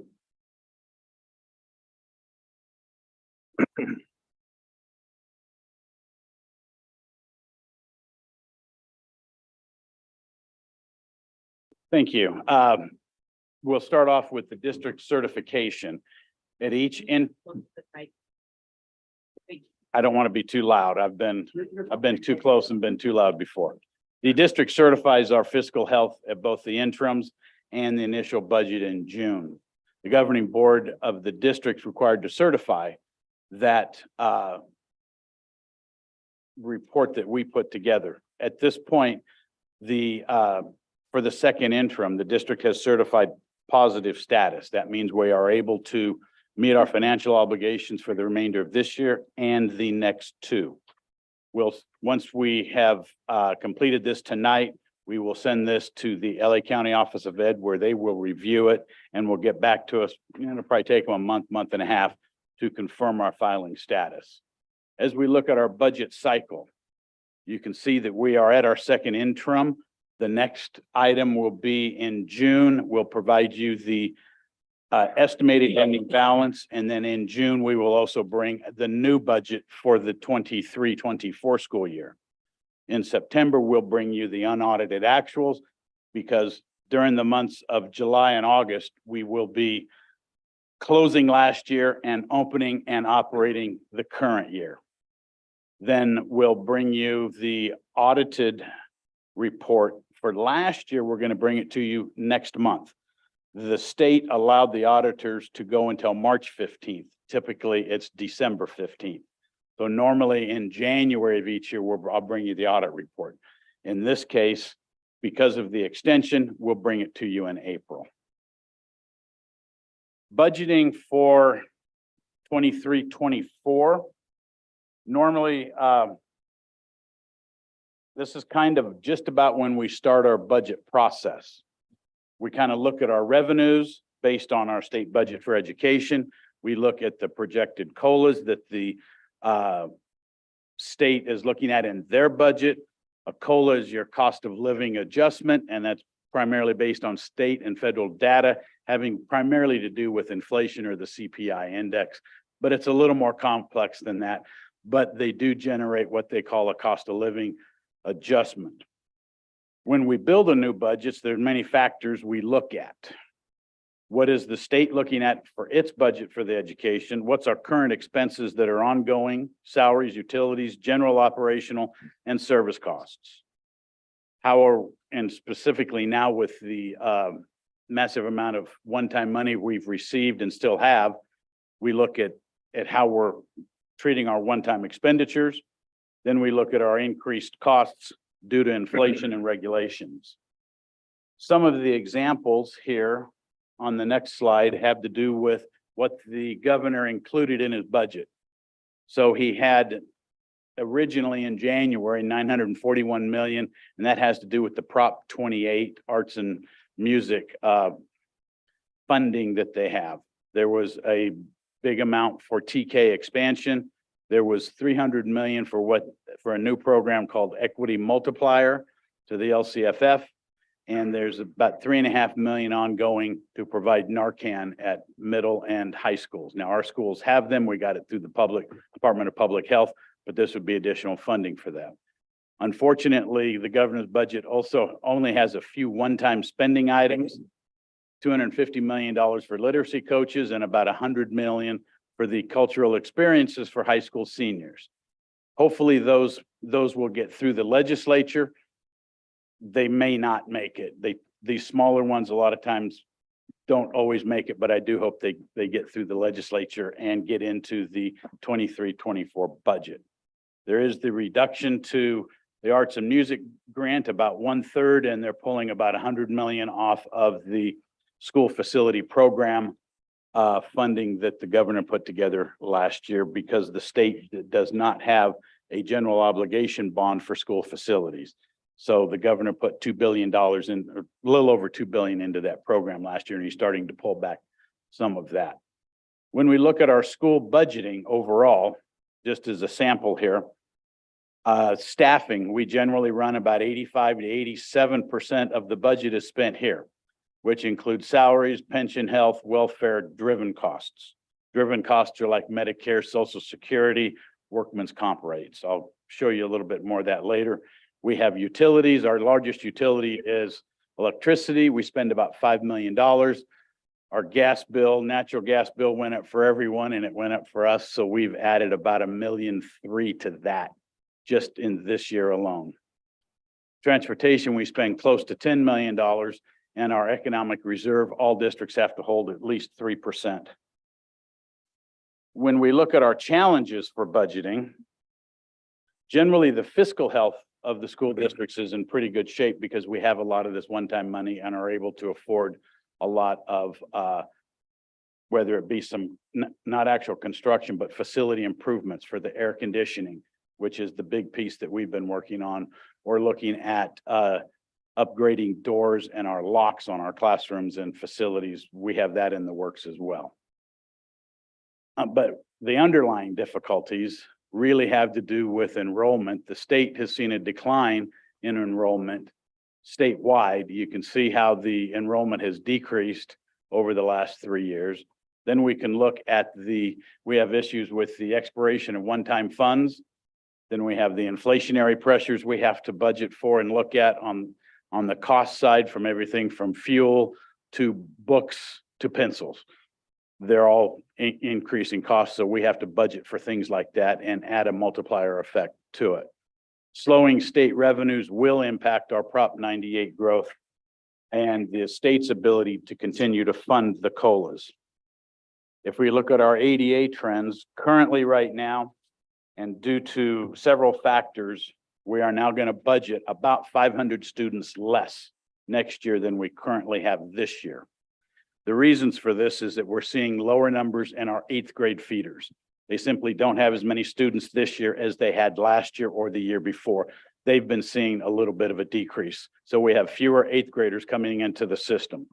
Secondly, we do have the Palmdale Academy. They have been looking at, they started 9th grade last year. They're going to start 10th grade, so they'll have a 9th and 10th grade. It'll take us probably 3 to 4 years to get a really trend analysis, but the assumption is they're pulling about 150 kids or so from us that are going to that school that are 9th graders there. Then we also flat have parents are moving out of the area. And then the other issue we have is the new construction we're seeing are they're not families. They're 2 individuals coming in and they don't have any students. They don't have any kids yet, or they're not planning on them, or they're looking at having only 1 child where a lot of families used to have 2, 3, or 4. So the millenniums are reducing their child counts. And so all of this put together is what we have to look at when we budget in any given year. So one of our big costs are our pension costs, because employees take up about 85% of our budget here. Just to look at what we also have to contend with are the increased costs for those. So we have just 2 years ago, we were paying about 17% for the state teachers retirement system. Now our contribution, meaning the districts, is up to 19%. The CalSTRS board can go up 1% a year, but they are capped at 20.25. PERS does not have a cap, and they can change their rates as they see fit. 2 years ago, they were at 23. Our 23-24 year, we're looking at 27%. And right now, their expectation is that in 26-27, they will top out at 29%. That means for every $100 of salary, we're paying $29 for just the pension benefit for classified. And it's not their fault, it's what PERS is. So I'm not blaming anybody for it. That's just what the costs are. If we look at our total driven costs, as I mentioned previously, between our certificated and our classified, our certificated costs are running about 23%. That means that for every $1,000 we pay an individual, the district pays an additional $230 on their benefits. On a classified individual, because we have a higher PERS rate and we pay Social Security for classified individuals, that rate's at 35%. So for every $1,000 we pay an employee, the district pays an additional $350. These are the kinds of things we budget for. These are the kinds of things that we have to manage in our budgets as we move forward. So this is how we budget. Looking at costs like this down to this detail. Our budget is 27,000 lines of account code. So it is a very large Excel spreadsheet that we work from, and lots of them. But this is our process on how we budget and how we get to our July 1 budget. We have to also look at our one-time funds that are expiring. September 30, 23, this past September, ESSER 2 and Gear 2 expired. Fortunately, we've used all of those funds. It is heretic to give any money back. So when you hit a date, and if you have money left over, you have to give it back to either the state or the federal government. And that is one of our primary goals, is to ensure that we do not do that. So we have another date of September 30 of 24 coming up, where ESSER 3, the Extended Learning Opportunities Grant, and an in-person instruction grant we'll have to have those liquidated by that date, or at least have purchase orders in to pay for that. As you can see, by June 30th of 2026, the Arts and Music Grant will go that far. So we still have 3 years or so to go on the Arts and Music Block Grant. So stretching that out and making it last, but we will have to spend it all by that date. And same thing with our Educator Effectiveness Block Grant. Then on June 30th, clear out to 28 is when the Learning Recovery Emergency Block Grant. It was an emergency, but they gave us 5 years to spend it. As we look at our existing current year LCFF, that's the Local Control Funding Formula entitlement. This is where we currently stand. We receive, and it's the bulk of the unrestricted funds that we have. That's the base grant. That's what funds all of the base operations of the district, is our unrestricted funds. And we have about 279,611,738. This is the bulk, like I said, the bulk of our unrestricted revenue. You can see that we received the supplemental concentration grants, about 47 million. That's what we call our targeted accounts. Then you can see our add-on, excuse me, for home to school transportation and the targeted instructionals, just shy of $2 million. If we look at our total general fund revenues, that would be our restricted and unrestricted. We are managing a budget of about $430 million. Now, we budget it down to the actual account code, down to the penny, so to speak. This 430 includes a significant amount of the one-time money, those grants I mentioned before that are going to calendar off. That other state revenue of 86 million, that is the Educator Effectiveness, the A to G block grant, and the Arts and Music grants for the current year. We won't see that funding next year. We'll have the funds, but we won't see the increased funding like we are currently. This is where we look at, and this is the easiest representation to show you where we spend our money. Currently, right now, we invest about 75 cents of every dollar received with our staff. This is lower because of our one-time money. We normally run about 85 to 87% is where we normally run. Then we have our books and supplies are around 5.5% of our total. Services and other operating expenses are 13.5%, and capital outlay is around 6%.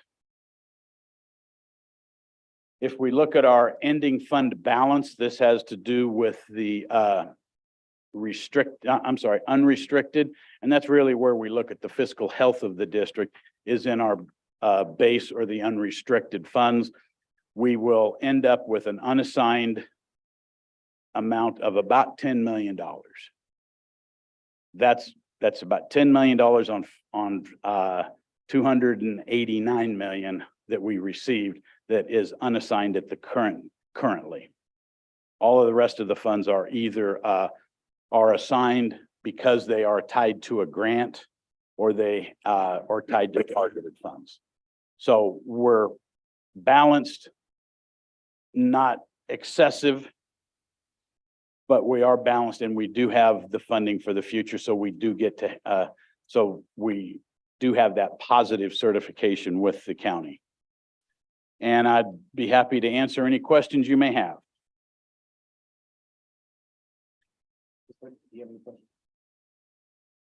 I don't have any questions. I just want to thank you for taking a very complicated financing system and putting it in a form that we can understand. Thank you. Just thank you.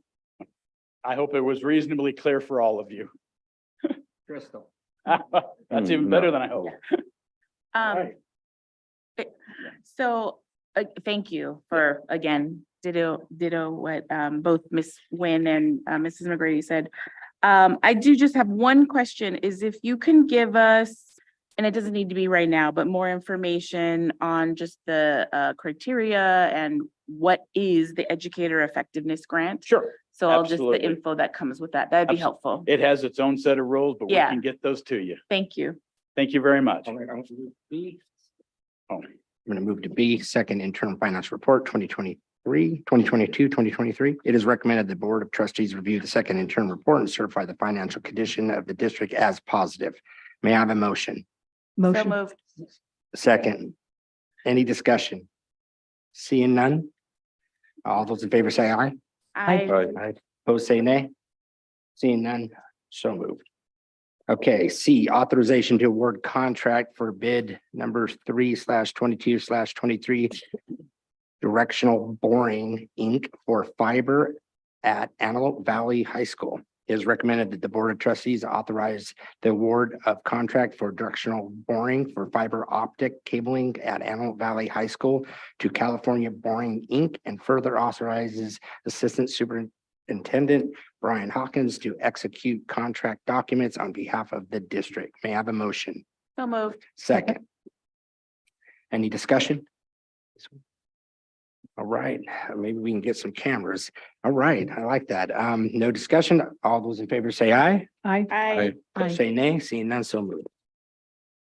D, change order number 1, bid number 3/22-23, directional boring for fiber at Antelope Valley High School. It is recommended the Board of Trustees approve change order number 1 with California Boring and authorize Brian Hopkins to execute the contract on behalf of the district. May I have a motion? so moved. Second. Second. Any discussion? This I think is a first. I think we have accepted the contract in one motion and then the next one was a change order. And Mr. Hawkins knows how much I love change orders. No, I don't. But anyway, I understand that the parameters were not clear in the first. Yes, Contract. when we did the boring bid, the parameters for the distance that you can take fiber without having a junction box. And the fiber guys came out and go, oh, wait a minute, we need to have 2 more junction boxes. So we have to add 2 more into those runs because of the distance. And since the change order does not exceed the amount that the other company bid, Correct, and it does not exceed 10%. okay, That's the primary deal. Is That's if it how come was, we can if do the it. change order exceeded 10%, then we would have to rebid the whole project. okay, But because it's under 10%, it's only 7.5%. thank you, thank you. Anything? Okay, all right, no more discussion. All those in favor say aye. Aye. Opposed, say nay. Seeing none, so moved. E, 2-year home to school transportation plan for all students. It is recommended the board approve the 2-year transportation program, which will allow the district to participate in additional reimbursements for transportation funding. May I have a motion? So moved. Second. Second. Any discussion? Seeing none. So all those in favor say aye. Aye. Aye. Opposed, say nay. Seeing none, so moved. Okay, and administrative services action. Adopt board resolution number 2022-23-26, Adult Education Week. It is recommended that the Board of Trustees adopt California Adult Education Week to be celebrated March 19th through the 25th, 2023. May I have a motion? So moved. Second. Second. Discussion. Seeing none, all those in favor say aye. Aye. Aye. Opposed, say nay. Seeing none, so moved.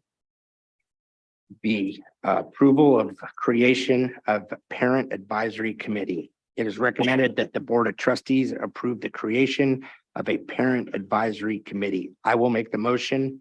I will make a motion for the creation of a district level Parent Advisory Committee. The Parent Advisory Committee will be comprised of 6 members of the public. Members of the Parent Advisory Committee will be chosen by the Antelope Valley Union High School District Board members and superintendent.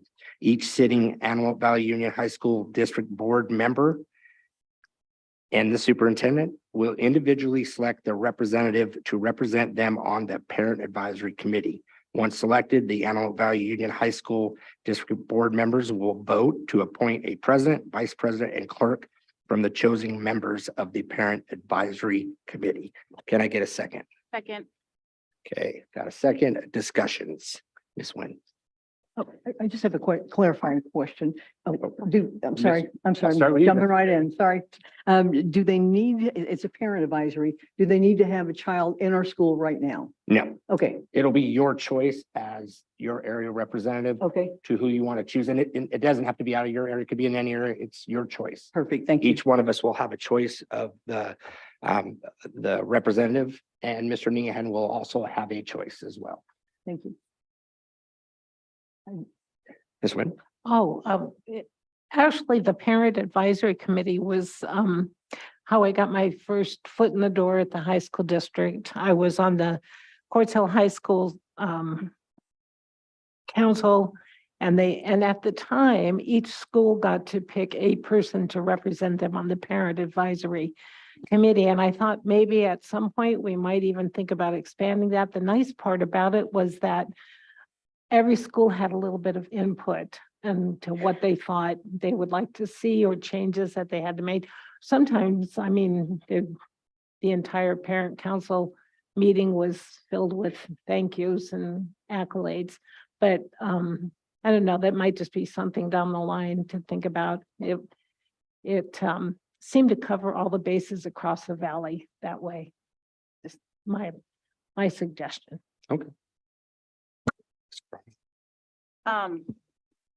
Yes, so I really love this idea and that we're kind of thinking outside of the box in this respect to kind of bring a parent I hope into- so. You campaigned on it. I did, didn't I? So I'm just, in our discussion, I really would love us to be able to have clear objectives as to what we're gonna be doing with this advisory committee and also a criteria.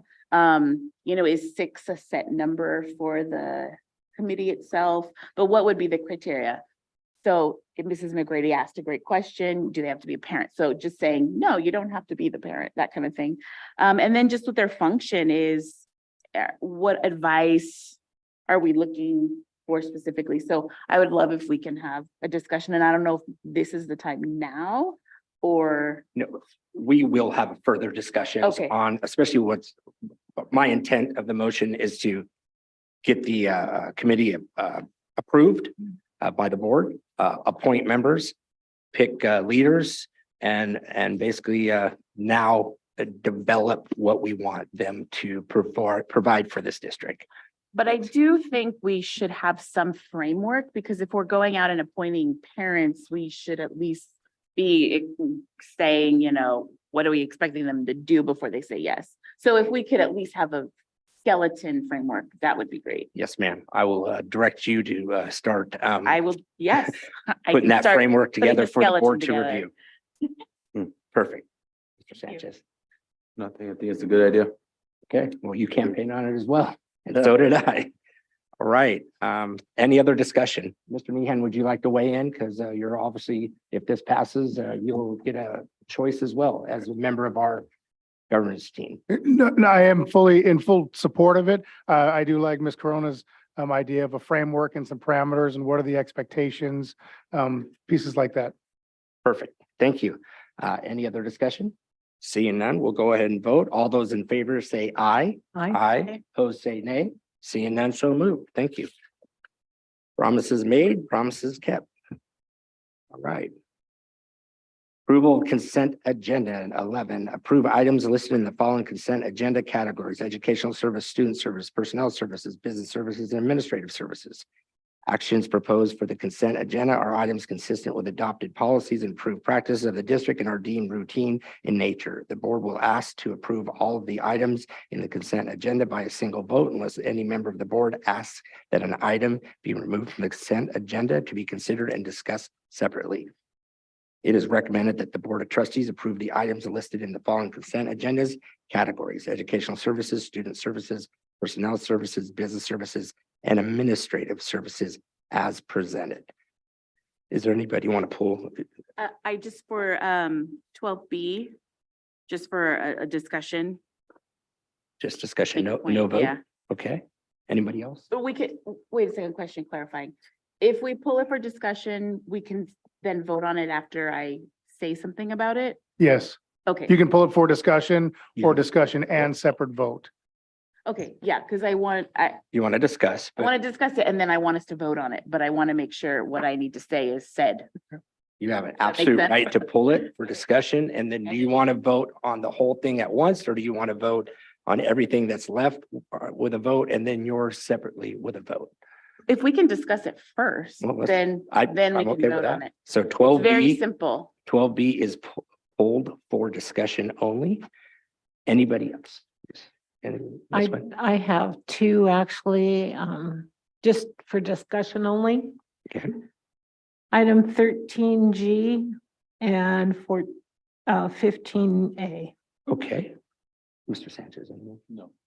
Ms. McGrady, there was nothing? No, thank you. Okay. I don't have anything either. So we'll just start with a discussion on 12. Well, I'd make a motion first. We have to make a motion. Yeah, you need a first. motion in a second. Can I get a motion? So moved. Second. Second. All right, we'll get into discussion and we'll go to 12B. So Ms. all I Corona, just you're up. wanted to mention again, and I had mentioned this last month, so this is for the curriculum guide mariachi methods. I spoke with Mr. Nehan and I still would like to see objectives, a little bit more specifics on this curriculum. So I just wanted to say that, but I'm fully in support of it. So just with that, it was that caveat. I just wanted to be And clear. after our conversation last night, I did have a conversation with one of the co-authors of this and let him know that it will be continually revised and will include some objectives and things of that nature. Great, thank you. Perfect. Ms. Nguyen, 13G. I just wanted to make mention of the fact that Knight High School is not the only school that's going to be participating in the Wolf Connection. I hope that the board gets an opportunity to go and take a look at the Wolf Connection. I spent the entire day there with a group of students as well as staff. It's an amazing program, and it helps students who are troubled and have things that they need to work out. I hope you get a chance to take a look at it. I kind of went in a little dubious. And then after staying there and being there with the program for the entire day and watching the change that it made in students, I'm a total believer. I've heard it's an amazing program. And 15A. Donations. It's always my hope that people understand how much we appreciate the donations that they make and for our students. Thank you. Yep. And once again, the board gave direction to do a little bit more for the people that give us donations. So that's good as well. Thank you. All right. All right. So I have a motion. I have a second. Any other discussion on the rest of the items? All right. We'll move to a vote. All those in favor say aye. Aye. Opposed say nay. Seeing none, so moved.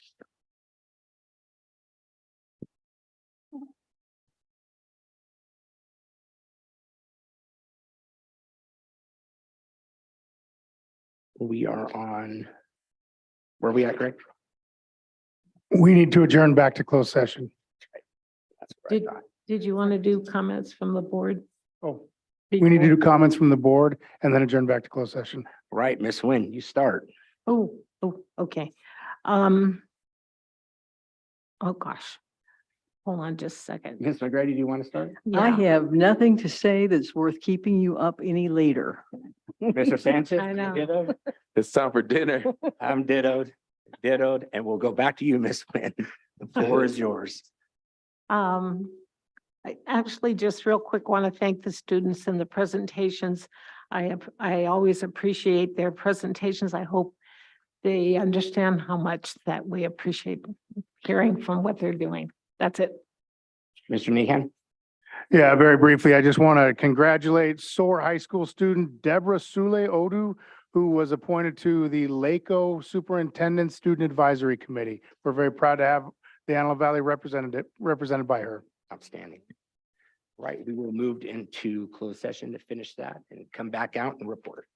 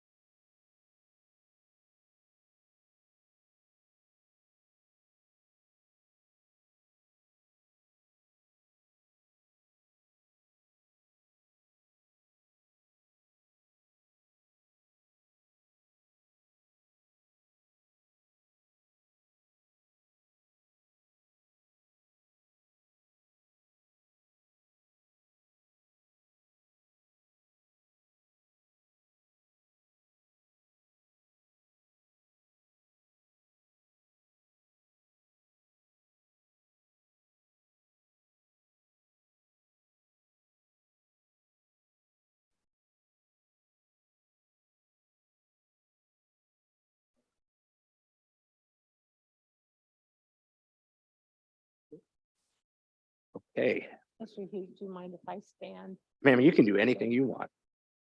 Thank you. Right. It may be hard to get enough for me too. All right. So we'll go ahead and we're going to reconvene regular meeting.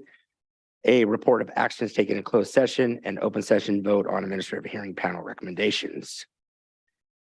First item is, please have a motion to approve administrative hearing panel recommendations for student expulsions and order as presented the expulsion of 4 students. Can I have a motion? So moved. Second. Second. Any discussion? Seeing none. All those in favor say aye. Aye. Opposed, say nay. Seeing none, so moved.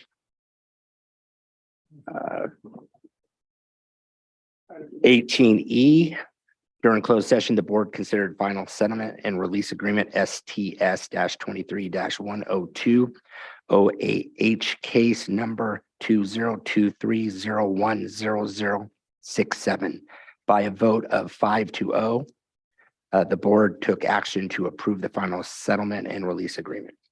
Item 18G, during closed session, the board considered claim number 23-0210001 by a vote of 5-0.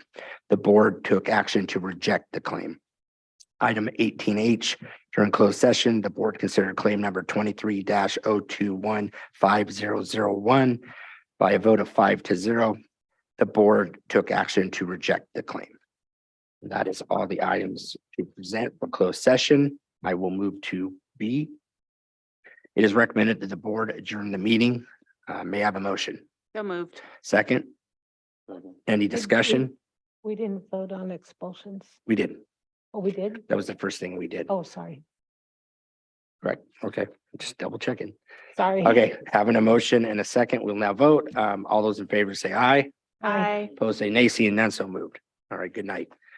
That's a long one.